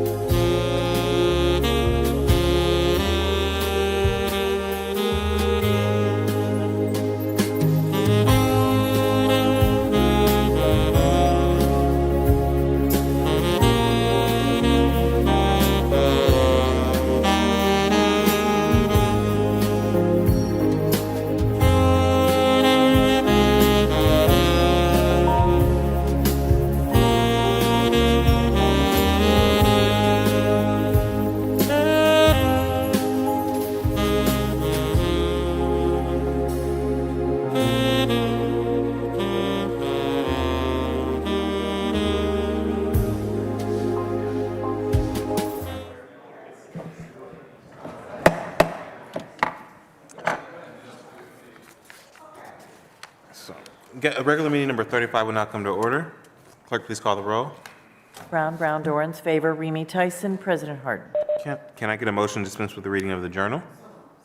Clerk, please call the roll. Brown, Dorans, favor, Remy Tyson, President Harden. We will now go to the zoning committee. Councilmember Tyson chairs that committee, and all members serve on it. Councilmember, the floor is yours. Thank you, President Harden. Before beginning the zoning agenda, I'll briefly explain the rules of council as pertain to speakers before council on zonings and variances. We permit 3 speakers on each side, 3 proponents, and 3 opponents. And we ask that they limit their remarks to 3 minutes on each side. And we provide an opportunity for rebuttal from the applicant. On the advice of the city attorney's office, anyone who wishes to speak for or against any council variance, including staff, must be sworn in prior to giving testimony. We do so prior to beginning the reading of each variance on the agenda. All right, the first ordinance, 1812-2021. So anyone here this evening who wishes to speak either for or against this council variance, including staff, please stand, raise your right hand, and be sworn in. I wish to tell the truth and nothing but the truth. Please answer, I will. I will. Thank you. Ordinance 1812-2021 to grant a variance from the provisions of sections 3332.039 R4 Residential District, 3332.05 4 Area District Lot Width Requirements, 3332.15 R4 Area District Requirements, 3332.19 Fronting, and 3332.20 32.27 rear yard of the Columbus City Codes for the property located at 783 Summit Street to permit 2 single-unit dwellings on 1 lot with reduced development standards in the R4 residential district. The applicant is Mike Navarro, care of Bradley Blumenschild. The proposed use is 2 single-unit dwellings on 1 lot. The city department's recommendation is approval, and the Italian Village recommendation is also approval. If there are no questions or comments, I move for passage. Clerk, please call the row. Brown, Brown, Dorans, favor, Remy Tyson, President Harden. Passed. Thank you. Ordinance 1813-2021 to rezone 4701 Beechwood Drive, being 3.25 acres located on the west side of Cherry Bottom Road, 150 feet north of Ingleside Drive from the R Rural District to the AR1 Apartment Residential District. The applicant is Magnolia Trace LLC, care of Attorney David Hodge. The proposed use is a multi-unit residential development. The city department's recommendation is approval, and the Northland Community Council's recommendation is approval 1201. If there are no questions or comments from my colleagues, I move for passage. Clerk, please call the row. Brown, Brown, Dorans, favor, Remy Tyson, President Harden. Passed. Thank you. Anyone here this evening who wishes to speak either for or against this council variance, including staff, please stand and raise your right hand and be sworn in. And this is for 1814-2021.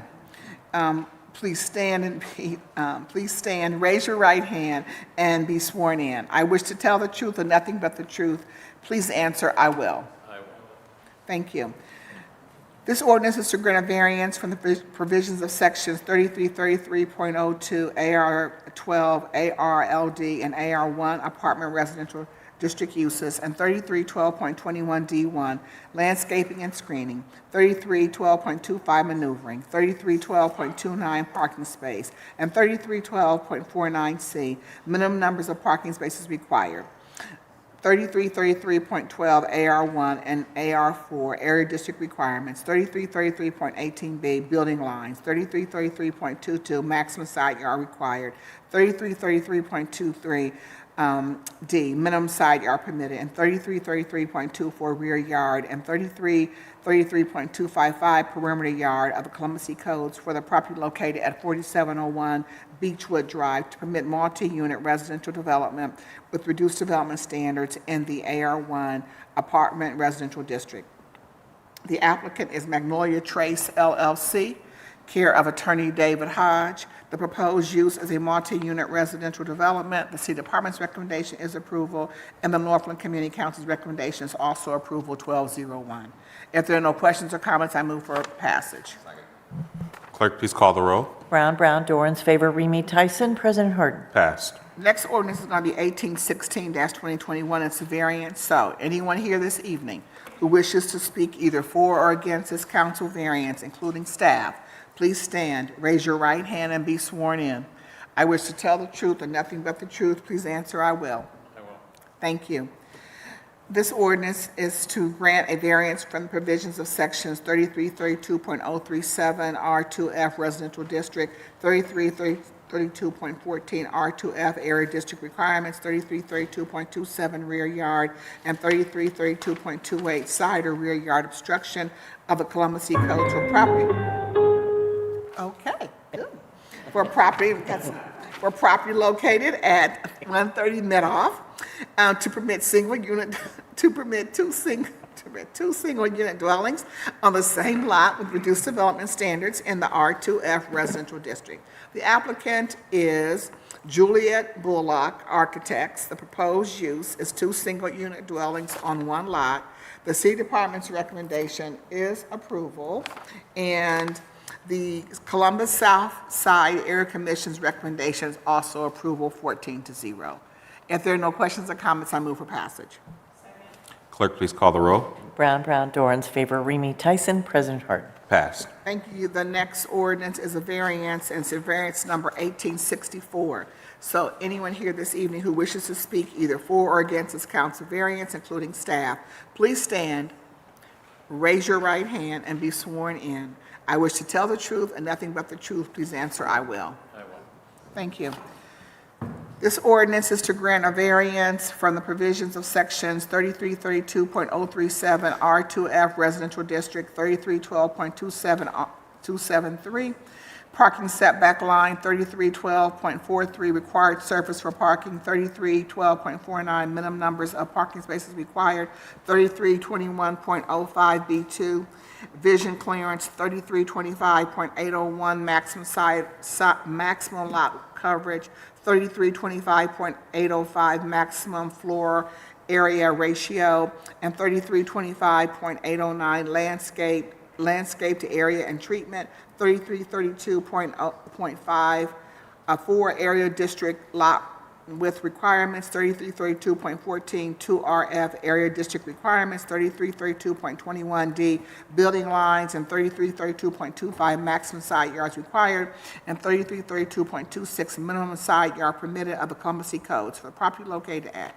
2468 and 2470 Summit Street to permit an 8-unit apartment building with reduced development standards in the R2F residential district, to repeal ordinance number 2686-90, passed November the 5th of 1990.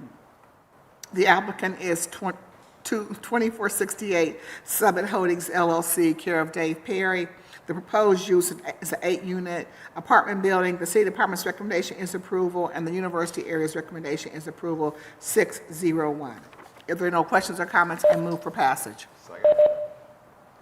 Clerk, please call the roll. Brown, Brown, Dorans, favor, Remy Tyson, President Harden. Pass. Thank you. The next ordinance is 1865-2021 to rezone 199 South Ohio Avenue, being .35 acres, located on the southwest corner of South Ohio Avenue and Franklin Avenue, from the R3 Residential District to the AR1 Apartment Residential District. The applicant is O'Brien Company LLC, care of Dave Perry. The proposed use is a multi-unit residential development. The City Department's recommendation is approval, and the Near East Area Commission's recommendation is also approval. We do have 2 speakers for this legislation. Do we want to show a staff presentation? That's fine.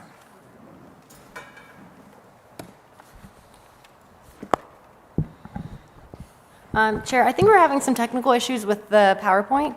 I think Haley Faitner is talking to Angela, who might have it pulled up. Oh, okay. Well, I can verbally give the presentation, though. We just won't have PowerPoint. That's fine. Thank you. You can just share. Okay, give a perfect. staff presentation verbally. Thank you. Great. The site consists of 3 undeveloped parcels in the R3 residential district. The applicant proposes the AR1 apartment residential district to permit a multi-unit residential development. Concurrent council variance, ordinance 1866-2020, CV2109, proposes an 11-unit development and includes variances to reduce vision clearance, building line, and perimeter yard requirements, and to increase lot coverage. The site is located within the boundaries of the Near East Area Plan, which does not contain a land use recommendation for this location. The plan does support the development of new infill housing that contributes to a walkable and diverse neighborhood that is compatible with existing architecture in the area and with the plan's housing design guidelines.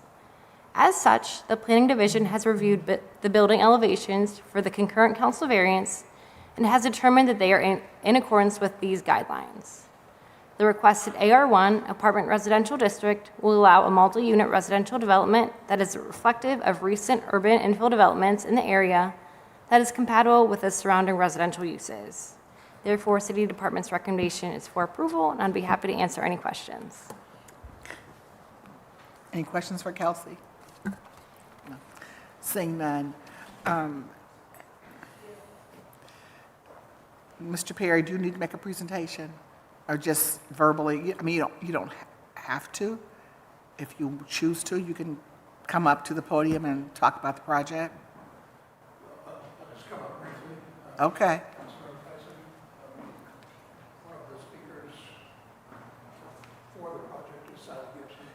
I'm going to call her up next, and also I see that in council chambers is our chairwoman, Kathleen Bailey. She wants to speak on it also. So, yep, great. Go ahead. Great. Good evening, President Harden, Councilwoman, Zoning Chair Tyson, and all council members. I'm Dave Perry. I'm here as agent for the applicant, O'Brien Development. Tom O'Brien, O'Brien Development, is the builder, developer, and the builder, Joel Roby, is here also if there's any particular questions. But this project has the support of staff, the Development Commission, and the Near East Area Commission. As you all know, the Near East Area Commission review process is very rigorous with 4 meetings. The proposal is as stated by staff. There's a 1 block north on Ohio, there's a similar townhouse project that I consulted on the zoning applications about 3 years ago or so. So it's similar. The Near East side is Near East Area Commission is very diverse in terms of housing, from gigantic single-family homes on Broad and Bryden to smaller homes to apartments to townhouses and so on. This is very consistent with what's happening in the Commission area. Thank you, Mr. Perry. Are there any questions for Mr. Perry? Thank you. We don't have any speakers against. We have 1 speaker that is for this project, Ms. Sally Gibson.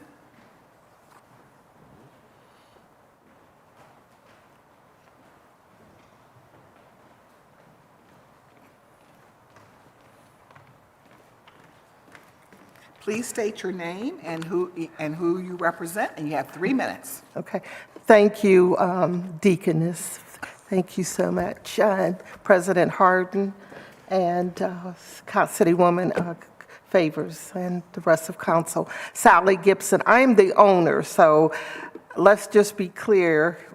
I'm in contract with the developers, but for some reason, I am still getting asked the questions about this, and we know the deal will go through, but if it doesn't, I'm the one that everyone's looking at. So I wanted to speak in favor of this project. I don't take lightly what goes on in this community. As you all know, I am very concerned about our urban areas and our children. So I took very great care in selecting these developers. Those that would not gouge are people in the area wanting to buy homes, but those that would have the compassion. This is the first time I heard any of the facts on the development of the project, because my concern and what I told these developers who I entrusted is that they needed to get the approval of the community. It's the community that needed to shape the development of this project and what it looked like. And they have done all of that in meeting what NEAC wants and has proposed, as well as the neighborhood associations and so forth. So I ask you to be in favor of this proposal and what they are asking.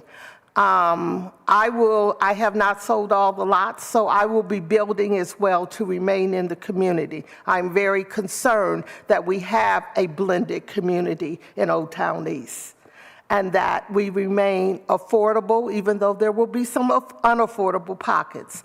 But I wanted to let the community know I took very great care in making sure these developers were those that fit well with our community. And with that, I ask you to be in favor of this variance. And praise God and thank you all. Thank you, Ms. Gibson, for coming down, and certainly the care and the time that you just stated to choose the right developer to be able to develop in the community in which you live, and to ensure that we continue to have a diverse group of people that live there based upon their income and other diversity. So thank you very much for the time. Been there 50 years, and I want to continue to see people that look like me as well. Thank you. Thank you so much. And we now will have the chair of the Near East Area Commission, Ms. Kathleen Bailey, to come up and share her comments.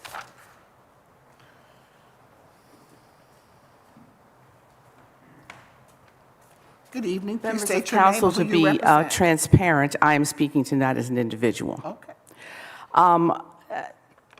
It's about this project. I certainly want to see it coming too, but I just wanted to make you aware of the Near East Side is experiencing a wonderful renaissance. We have people now who want to live there, and what is happening is everybody wants to see the community. They want to see the community go ahead, but they have different idea of what that means. But I can tell you right now, because of the construction of I-70, we lost about 40% of our land base. We also had a huge, at one point in time, we had a huge movement to demolish a lot of houses. People had houses and buildings. They said, well, they're really not worth anything. We're going to tear them down. So people have mistakenly taken that for green space, when in actuality, it's the location of where buildings were, homes were. So I want to, that we still have a cadre of folks who want to see nothing but single-family homes and side yards, and that's a beautiful thing.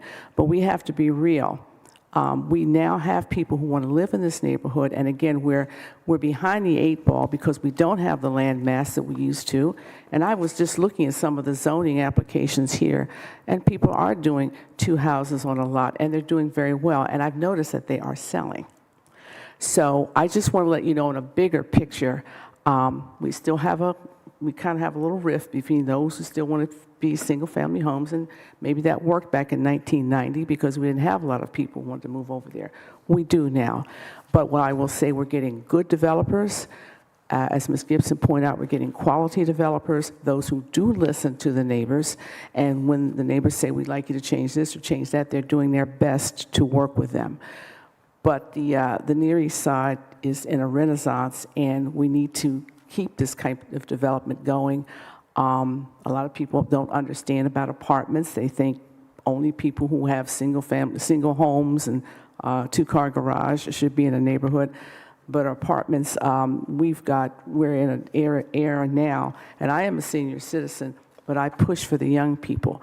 And we've got folks coming out of school. They don't know what they want to do right now. They may want to stay in an apartment for 3 or 4 years before they decide to purchase a home. And if we want to grow as a community, we have to offer them choices. And nothing is taken away from what we've had before. We still have big, beautiful homes, and we always will. But the Near East Side has always been one that has been a mixture. That is the history of the neighborhood, and we want to see that keep going. But we have got to address the needs of the up-and-coming generation. And I think the developers that I've seen so far are doing a fantastic job of doing that. Thank you. Thank you. Thank you, Ms. Bailey, for coming in and sharing your comments and your thoughts. Are there any questions? Seeing none, again, this particular development has the approval of the State Department and the Near East Area Commission 9-0. So if there are no questions or comments, I move for passage. Clerk, please call the row. Brown, Dorans, favor, Remy Tyson, President Harden. Passed. Thank you. The next ordinance, 1866, is a variance, and so anyone here this evening who wishes to speak either for or against this council variance, including staff, please stand, raise your right hand, and be sworn in. I wish to tell the truth and nothing but the truth. Please answer, I will. I will.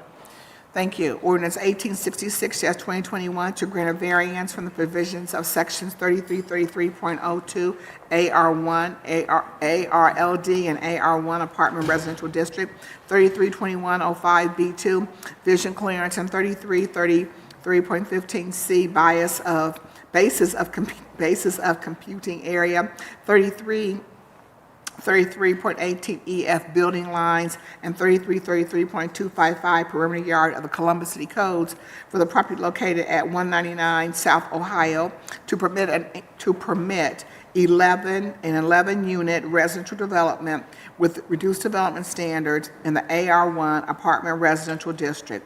The applicant is O'Brien Company LLC, care of Dave Perry. Now, I know, Ms. Gibson, that you also are on here to speak again. Were the previous comments, will they be the same comments that you just made? Ditto. And I just would like to add thank you, Councilwoman Favors, and as well as you, this is Councilwoman Tyson, for your dedication and commitment to affordable housing. I just want to thank you. I thank you, and I just want to say that this whole council was certainly committed to affordable housing, but thank you very, very much. And so is the administration. So, all right, so, yes, so again, the applicant is O'Brien, care of Dave Perry. The proposed use is a multi-unit development. The City Department's recommendation is approval, and the Near East Area Commission's recommendation is also approval, 9-0. Are there any questions or comments from my colleagues? Seeing none, move for passage. Clerk, please call the row. Brown, Brown, Dorans, favor, Remy Tyson, President Harden. Passed. Thank you. The next ordinance, 1885-2021, is also a variance. So anyone here this evening who wishes to speak either for or against this council variance, including staff, please stand, raise your right hand, and be sworn in. I wish to tell the truth and nothing but the truth. Please answer, I will. Thank you. It's to grant a variance from the provisions of sections 3333.04, permitted uses in the AR1 apartment office district. 3312.49, minimum numbers of parking spaces required. 3321.07B, landscaping. 3333.15, basis of computing area. 3333.16, fronting. 3333.24, rear yard. And 3333.255, perimeter yard of the Columbus City Codes for property located at 1444 North High Street. To permit a mixed-use building containing 2,900 square feet of ground-level commercial uses and 5 apartment units on the proposed lot, and a multi-unit residential development on an adjacent lot with reduced development standards in the ARO apartment office district, and to repeal ordinance 1658-2028, passed July the 9th of 2018. The applicant is 1444 North High Street, LLC, care of Dave Perry. The proposed use is a mixed-use development. The City Department's recommendation is approval, and the University Area Commission's recommendation is also approval, 1301. If there are no questions or comments from my colleagues, I move for passage. Second. Thank you. Clerk, please call the row. Brown, Brown, Dorans, favor, Remy Tyson, President Harden. Passed. Thank you. The next ordinance is 1889-2021 to rezone 5055 St. Clair Road, being 7.3 acres located on the far west side of St. Clair Road, 200 feet south of Freeway Drive North, from the M Manufacturing District to the AR1 Apartment Residential District. The applicant is NPR Properties, LLC, care of Dave Perry. The proposed use is a multi-unit residential development. The City Department's recommendation is disapproval, and the Northland Community Council's recommendation is approval, 1501. Kelsey, are you able to now make a presentation now? Yes, we are. Okay. Kelsey, if you'll go ahead and make a presentation. The 7.43 acre site consists of 2 parcels developed with a former entertainment venue in the M Manufacturing District and is subject to Ordinance 1462-2020, passed on July 20th, 2020, permitting a multi-unit residential development with up to 180 units. This rezoning request satisfies a condition of that ordinance and permits said multi-unit residential development. That site is within the planning boundaries of the Northland 1 area plan, which recommends employment center land uses at this location. Although the proposal is for affordable housing and has been approved conceptually with the passage of Ordinance 1462-2020, Planning Division staff does not support the request as it is inconsistent with the land use recommendation for this location, and the requested AR1 district does not match the development and zoning pattern along this portion of Sinclair Road. Therefore, City Department's recommendation is for disapproval, and I'd be happy to answer any questions. Thank you, Kelsey, and I know you worked on this one. So the department gave this a soft disapproval. It was a soft, because when it's, I'll just share that, when it is a disapproval, that when we work through the process and it is one that they absolutely do not want to see happen, we really work with the Department of Development or Department of the Zoning Department to kind of figure, or whichever department was not really for this, a planning department, to figure out what was really going on here. This is a soft disapproval, and the soft disapproval is because we were, this particular ordinance, we wanted to be able to make this, have this be an employment center. And however, based upon the Northland, it was a soft disapproval, and then the Northland Community Council's recommendation was 15 to 0.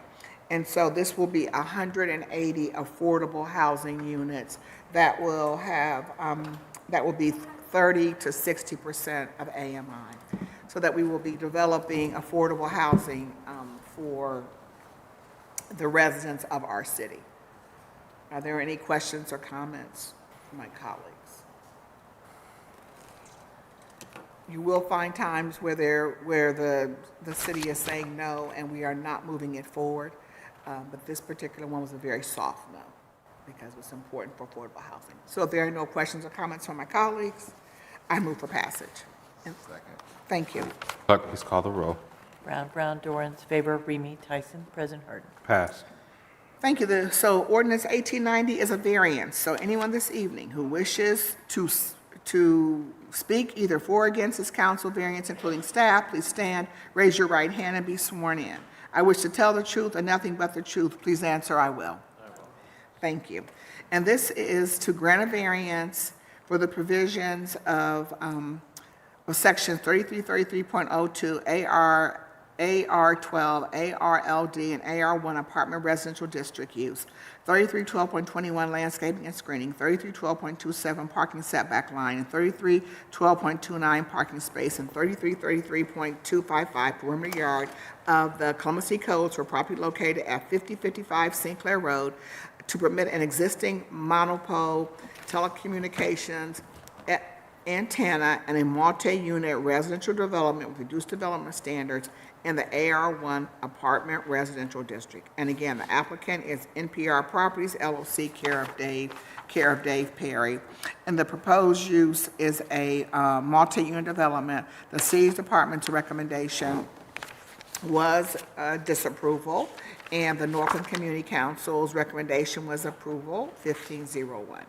If there are no questions or comments, I move for passage. Clerk, please call the roll.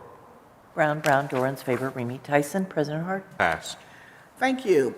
Again, the next ordinance is a variance, and it's 465-2021. Anyone here this evening who wishes to speak for or against this council variance, including staff, please stand, raise your right hand, and be sworn in.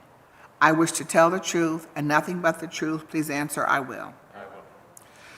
This variance is to grant a variance from the provisions of sections 3332.029 Suburban Residential District and 3312.49 minimum numbers of parking spaces required of the Columbus City Codes for property located at 5876 Mall View Court to permit a Type A home daycare facility with reduced parking in the SR Suburban Residential District.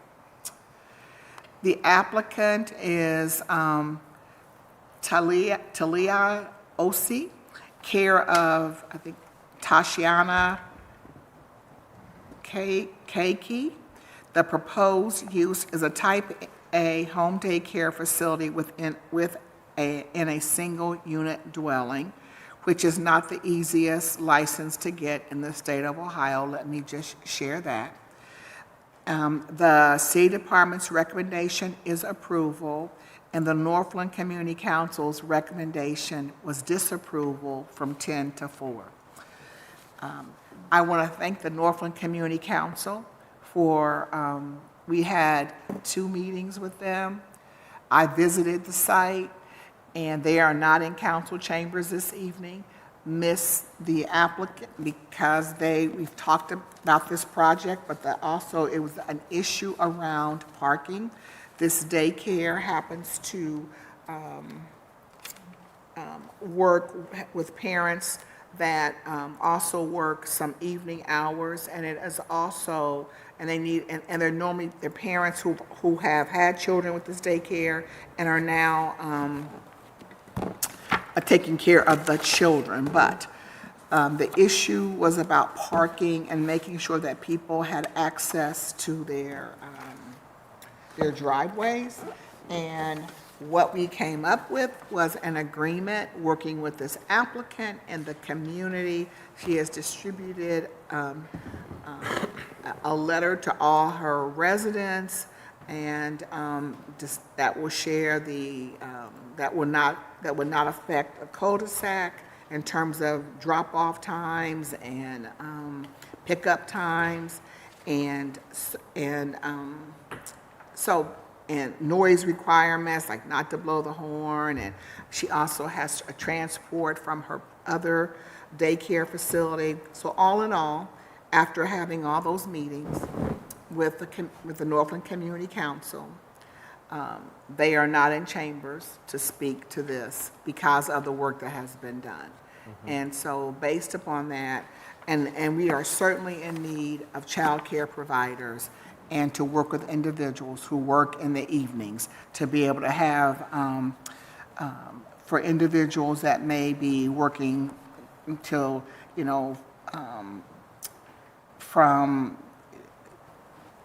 past 6 o'clock to be able to have care for their children. So taking all that into consideration, and with the, again, I want to appreciate the work of the Talking to Northland Community Council, that I move for passage of this particular variance. Madam Chair, thank you for all the hard work on this zoning and all the zonings you've been working I want to through. thank my staff too, but this Yeah. one required me to drive up, look at the cul-de-sac. So, thank you. But it also shows what folks don't get to see, which is the work between the applicant, the community, and the zoning committee, yourself, to come up with resolutions and solutions. And so just very grateful for that type of work and time put into this ordinance and all the ones that we have coming. Thank you. Clerk, please call the row. Brown, Dorans, favor, Remy Tyson. President Harden. Passed. Thank you. The next ordinance is 1053-2021 to rezone 30 Hawks, being .09 acres located at the southeast corner of Hawks Avenue and West Capitol Street from CPD, Commercial Plan Development District, to R2F Residential District. The applicant is Side Street Development LLC, care of Brianne Duroff. The proposed use is a residential development. The city's recommendation was also approval, but the Franklinton Area Commission recommendation was a disapproval, 12, 2, and 4. So we do not see the Franklinton Area Commission in council chambers, and it is because, I have to say this, these applications, when it is a disapproval, we meet with the applicant, the developer, we meet with the area commission, we talk, figure out what the issues are, we go back to the developer and back to the area commission to get to a place because people want to be heard. And on this particular one, individuals wanted to really be heard that when they go to the development commission, they really want to feel like they are being heard. And I said I would state that on the floor today, that they are heard in those meetings. But in this situation, this happens to be a home that has and also the issue with this one was that this community wants more parking. And because this was a side lot to a home, they felt they wanted this to still be a parking space. And even though it was a side lot to a house and someone owned that property. So they should be able to use their property the way that they want and not have it be a parking space. So that was why this was voted down. And based upon that, again, you do not see the Franklinton Area Commission in the room tonight, and so I move for passage.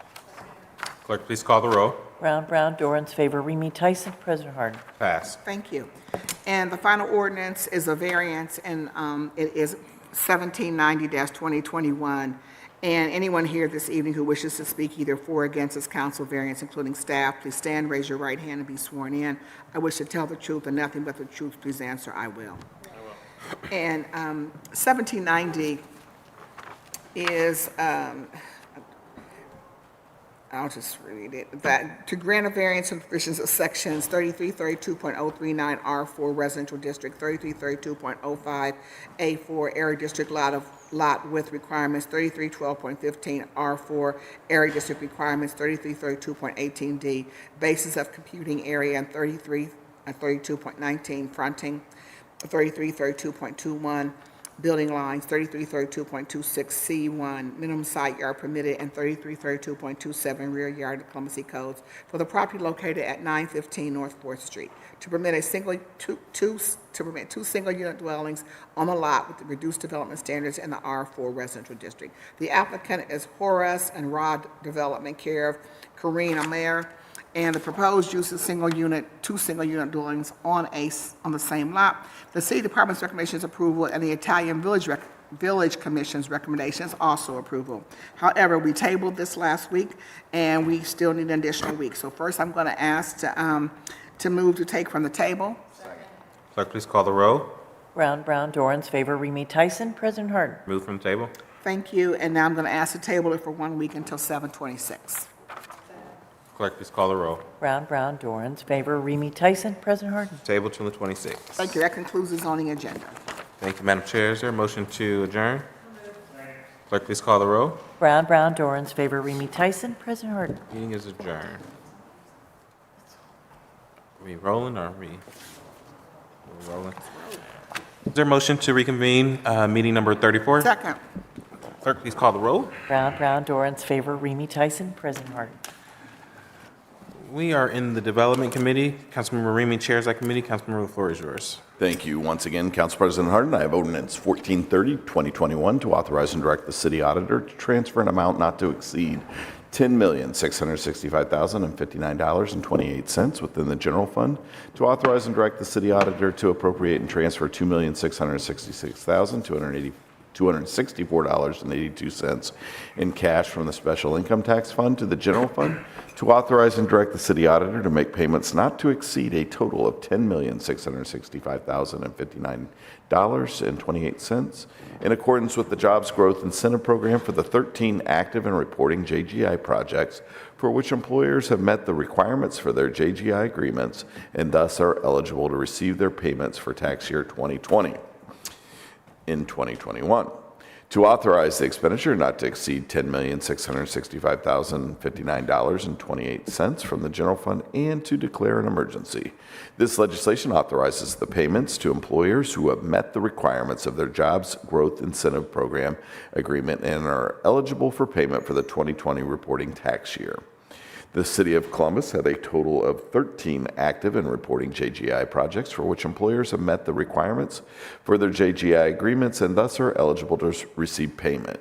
The 13 projects for JGI payment subtotals are as follows: $281,069.10 to cover my meds, $1,195,495.59 to the Huntington National Bank, $7,089.32 to Corson Fire and Security, $37,507 to Morgan Stanley Domestic Holdings, $1,039,625.01 to Nationwide Children's Hospital, $1,697,052.38 to Nationwide Mutual Insurance, $7,305.45 to Northwest Bank, $5,965,293.68 to the Ohio State University Wexner Medical Center, $314,939.35 to Ohio Health, $19,385.65 to Total System Services,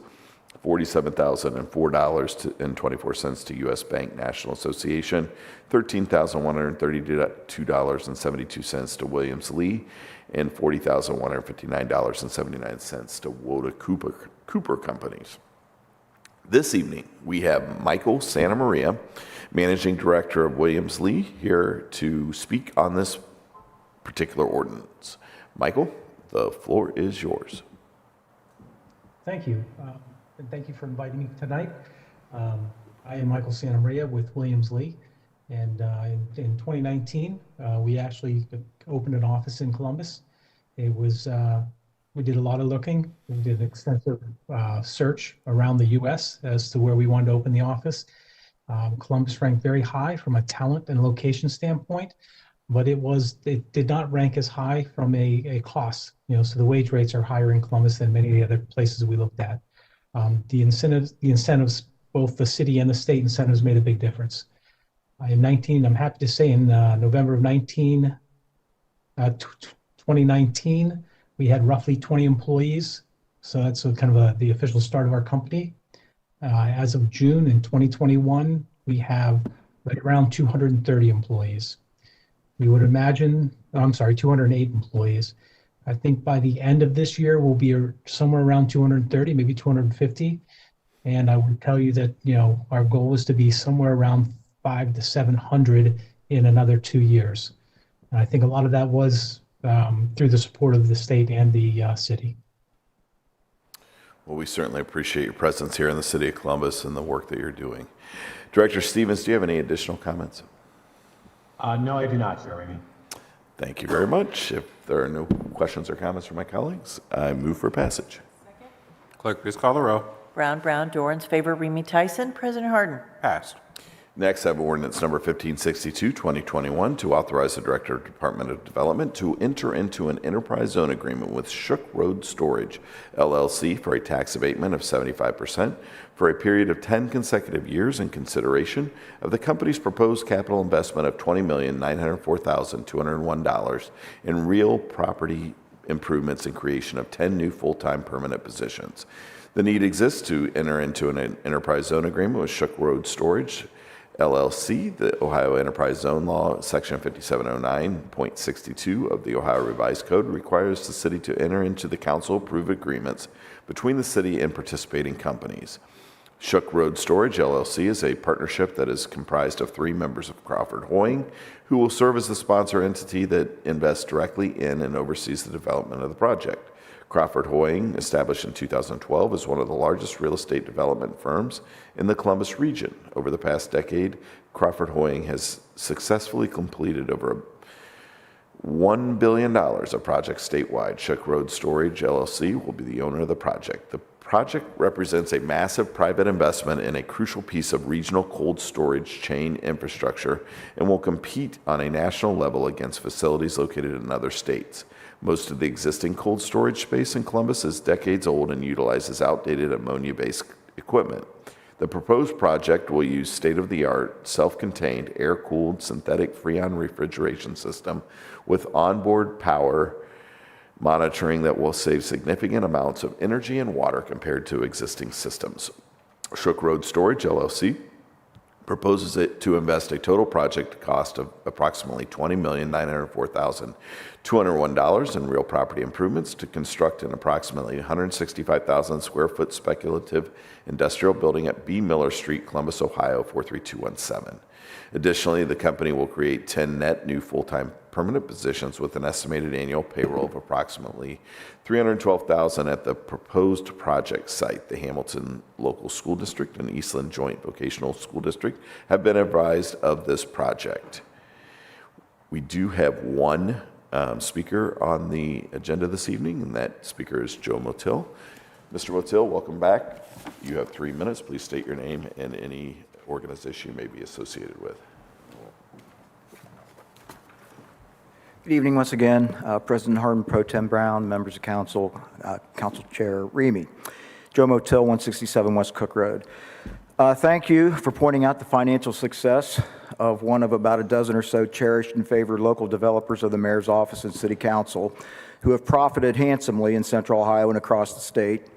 They are also a developer who has benefited by City Hall's near blanket tax abatement policy to the tune of $4.1 million tax abatement for a project in the short north, which is one of many other risk-free development areas in Columbus, such as AC Humco, Cranview Crossing, the Quarry, Downtown, Kenny and Henderson, and Franklinton that also continue to receive tax abatements. This proposed project is either directly within the boundaries or on the very edge of the Rickenbacker Logistics Center, which is one of the most lucrative logistics centers in the country. And why? For one, due to the uptick in warehouse and e-commerce business, the CEO of a current warehouse developer there recently stated, and I quote, "It's perfectly located and there's been tremendous growth as a distribution center. The commitment is there and it's the perfect place," end of quote. It was also reported that, quote, "Central Ohio's warehouse market was so hot last year that the only impediment developers saw as of January was a shortage of available land," end of quote. Rickenbacker set records for cargo coming in June of 2020, and the distribution industry has exploded in recent years thanks to its ideal location and inexpensive labor. This is prime logistics real estate for warehouse distribution space. And once again, please spare me and the public with this speculative building crap, along with, quote, competing on a national level with other facilities in other states. Rickenbacker is strategically located within a 10 hours drive of 47% of the population of the United States and 33% of Canada's population. Ohio is within 600 miles of 61% of all U.S. and Canadian manufacturing locations. This is not about the need to give a tax abatement to a developer due to competition from other areas of the country. They know good and well there is money to be made at Rickenbacker, and they wouldn't be investing $21 million into a project on speculation. As of 2019, the vacancy rate for distribution space at Rickenbacker was just under 4%. This proposed project is in a risk-free development area, period. And it is predicted that due to an increase in e-commerce, more land will be developed there, which because of City Hall's tax abatement policies means more lost revenue due to tax abatements. The other outrageous reason to consider approval of this tax abatement is similar to one that was given almost exactly 1 year ago to this day for a $3.4 million tax abatement on another so-called speculative warehouse in this logistics center that created 4 $15 an hour jobs. Tonight, this project is stated to create 10 $15 an hour jobs that will provide $7,800 a year in city income tax revenue, but allow the developer to slide on $378,000 and it's $378,613 in annual property tax revenue. So, do you honestly view this as a fair trade-off? $78,000 in city income tax revenue over 10 years versus $3.78 million in free property taxes in 10 years. Councilman Remy, I'd like to hear either you, Council President Hardin, or any other of the 5 council members to please explain to me and the public how you can justify such a deal. Thank you. Double buzzer. Thank you very much, Mr. Motil, for coming down. Director Stevens, could you make comment about this particular project this evening? President Hardin, Chair Ramey, members of council, we are using the Enterprise Zone tool to facilitate the construction of a nearly 165,000 square foot of Class A freezer cooler building to help address a shortage of cold storage space in our region. Cold storage facilities, especially freezers, are much more complex and costly to build than dry space. Unfortunately, Columbus has a handful of inefficient buildings to meet the needs of the food and pharmaceutical producers and suppliers. In other major metros in the Midwest and throughout the country, cold space comprises 1% of the available industrial warehouse gross leasable area. The Columbus market currently falls short of average with only half of that amount. To be on par with other cities, Columbus, a market of 300 million square feet of industrial space, should have approximately 3 million square feet of freezer cooler gross leasable area, but only 1.5 million square feet exists today. Nearly all of this available space is close to obsolete and inefficient retrofitted dry warehouse with much higher operating costs than new Class A space. New Class A cold storage space will benefit residents of Columbus by providing pharma and food suppliers with the opportunity to locate inventory close to their users in Columbus, reducing our city's reliance on distant storage facilities and just-in-time supplies. It is also worth noting that the investment per square foot in cold storage is about 4 times that of dry space. Extending the abatement will facilitate the construction of this project. Thank you very much. Thank you very much, Director Stevens. Do any of my colleagues have any questions or comments this evening? Seeing none, I move for passage. Clerk, please call the roll. Brown, Brown, Dorans, favor, Remy Tyson, President Harden. Passed. Next, I have ordinance 1913-2021 to authorize the Director of Department of Development to amend and restate the Enterprise Zone Agreement with Airside 4 LLC for the purpose of 1, to remove Airside 4 LLC as enterprise and party to the agreement, and to be replaced with Rupert Holdings Ltd. And Distinctive Services LLC. To revise the proposed job creation goal from 10 net new full-time permanent positions with an annual payroll of approximately $350,000 to 25 net new full-time permanent positions with an annual payroll of approximately $1,400,000. Add a job retention commitment of 61 full-time jobs with an annual payroll of approximately $2.43 million. To revise the proposed total capital investment from $4.5 million to approximately $5.25 million. And that the amended and restated agreement would fully follow the format of the city's current City of Columbus Enterprise Zone Agreement format and to declare an emergency. In a letter dated or received by the city on behalf of the enterprise dated June 21, 2021, and through ensuing correspondence, it was confirmed the Rupert Holdings Ltd. Had acquired ownership of the project site from Airside 4 LLC on June 7, 2021, with the transfer having been recorded at the county auditor's site on June 9, 2021. Additionally, Distinctive Services LLC will now be the tenant and employer of record, while Rupert Holdings Ltd. Will maintain ownership of the project site. Due diligence has been undertaken by the city in that Rupert Holdings Ltd. And Distinctive Services LLC has agreed to fully assume the terms and commitments of the enterprise pursuant to the agreement, has submitted an updated economic development incentive application, and that this application and all other pertinent information has been reviewed and vetted. This evening, we have John Rupert, the owner of Distinctive Kitchen Bath, to share a few words. John, the floor is yours. Yeah. Can everybody hear me okay? Yes. All right. Good evening, President Hardin, Councilman Rooney, and the rest of the City Council. I'm John Rupert. I'm the owner of Distinctive Surfaces. We're a countertop company that focuses primarily on granite countertops, quartz, marble, all types of countertops. Right now, we're operating at a facility on Sinclair Road that we moved into 2002 with 8 employees. It's about 15,000 square foot. Moving over to Bridgeway Avenue, we're really looking forward to the opportunity to grow our business. We're committed to adding 25 new jobs with this incentive. We currently have 61 employees, and we're looking forward to growing that. With this incentive that we'll be assuming from Airside 4, we were able to stay in Columbus, which was a real big priority for us when we were looking for a new facility.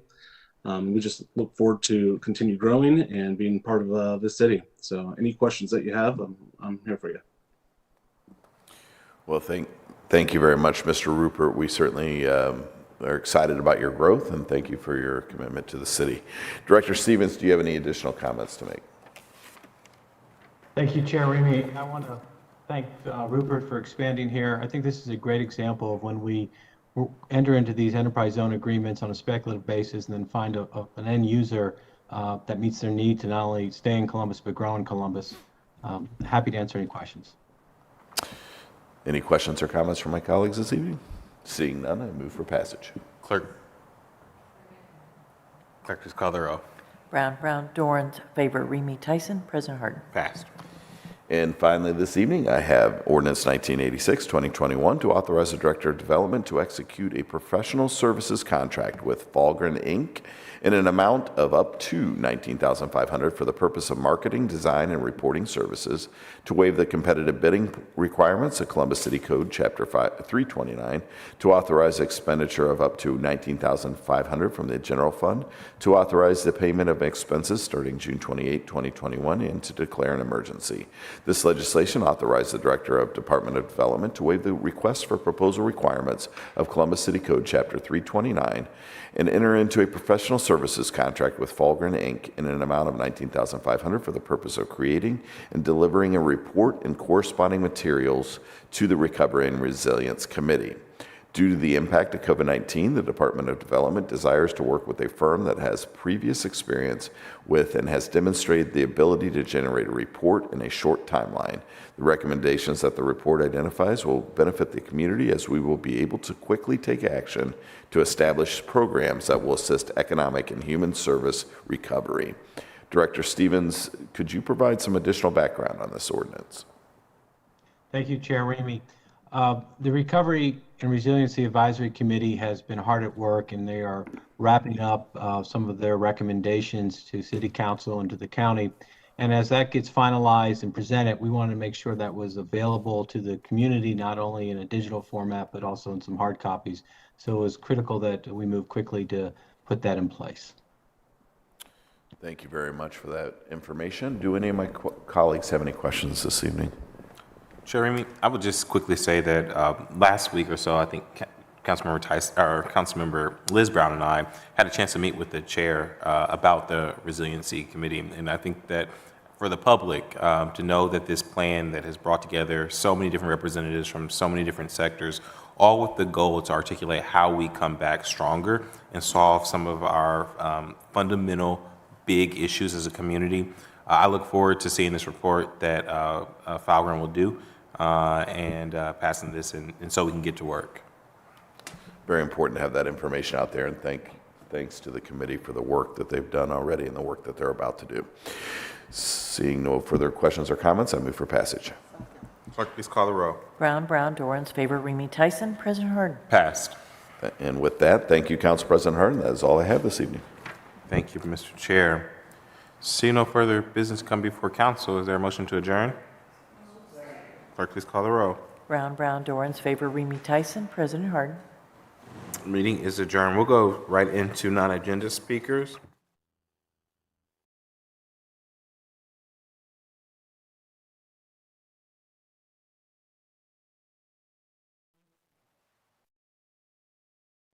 Is Lisa Franklin with us?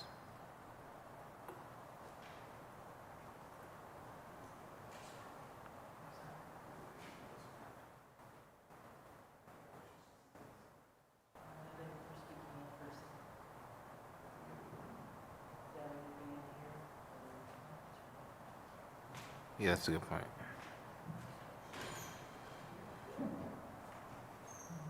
All of these are in person. I see Ms. Unger, for sure. Ms. Unger, would you like to come and speak now? Ms. Unger, welcome back to council.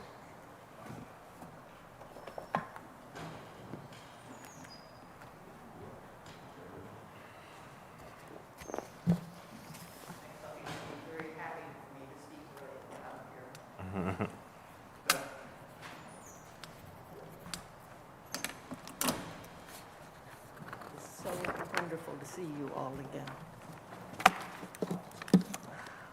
I'm still Pam Unger. I still reside at 5559 North Meadows Boulevard in Columbus. I'm a resident of Salem Village and a citizen of the planet. I read dozens of environmental action emails and articles daily, and lately I've encountered an unusual number of quotations that really struck me, and I'd like to share 3 of them with you today. Quote, "When your tub is overflowing, you don't run for a mop before turning off the faucet. Recycling is the mop," unquote. I heard this analogy in a recent webinar on plastic pollution, and it stuck with me. I've spoken to you before about the necessity of dealing with pollution at the source rather than continually playing catch-up. For example, unless we stop the flow of single-use plastic bags, our efforts to contain and recycle them are doomed to fail. In fact, I sometimes question whether the time and energy we put into recycling isn't counterproductive. Too many of us end up feeling like we've done our part when we fill a Rumpke blue recycling container, and so we don't take other actions. So let me ask you, other than recycling, what do you do on a regular basis to address the issue of pollution? Quote, "Humans have single-handedly wiped out over 60% of mammals, birds, fish, and reptiles since 1970, unquote. I have no way of verifying these statistics from an article by Andrea Powell, but the specificity of the date hurt me in the heart because it reminded me of a memory I've shared with you before. When I was a child in Plainview, Nebraska in the 1950s, if I awakened at dawn, I would lie in bed and count the different bird species. I always reach well over a dozen, and today I would hear only a fraction of that number. I believe that the 60% figure is not an exaggeration. Today I challenge you to consider how different is the Earth of your childhood from the one that your children's generation will inherit. And again, what are you doing about that change?" And last quote, "The last to arrive on the planet, we behave like children who wreak havoc, unaware of the value and significance of the things they are playing with," unquote. A friend recommended the Stefano Mancuse's book, The Nature of Plants. I've been reading it slowly because the content troubles me so. The 8 articles of the Constitution of the Nation of Plants that Mancuso presents are a much-needed reminder that we humans are not the center of the universe, however much we might act as though we are. Anyone who has dealt with trying to eliminate an invasive plant, aka weed, might be forgiven for thinking that Mancuso's view of plants is unduly romanticized. But the fact remains, plants might well colonize the earth if left unimpeded, but they would not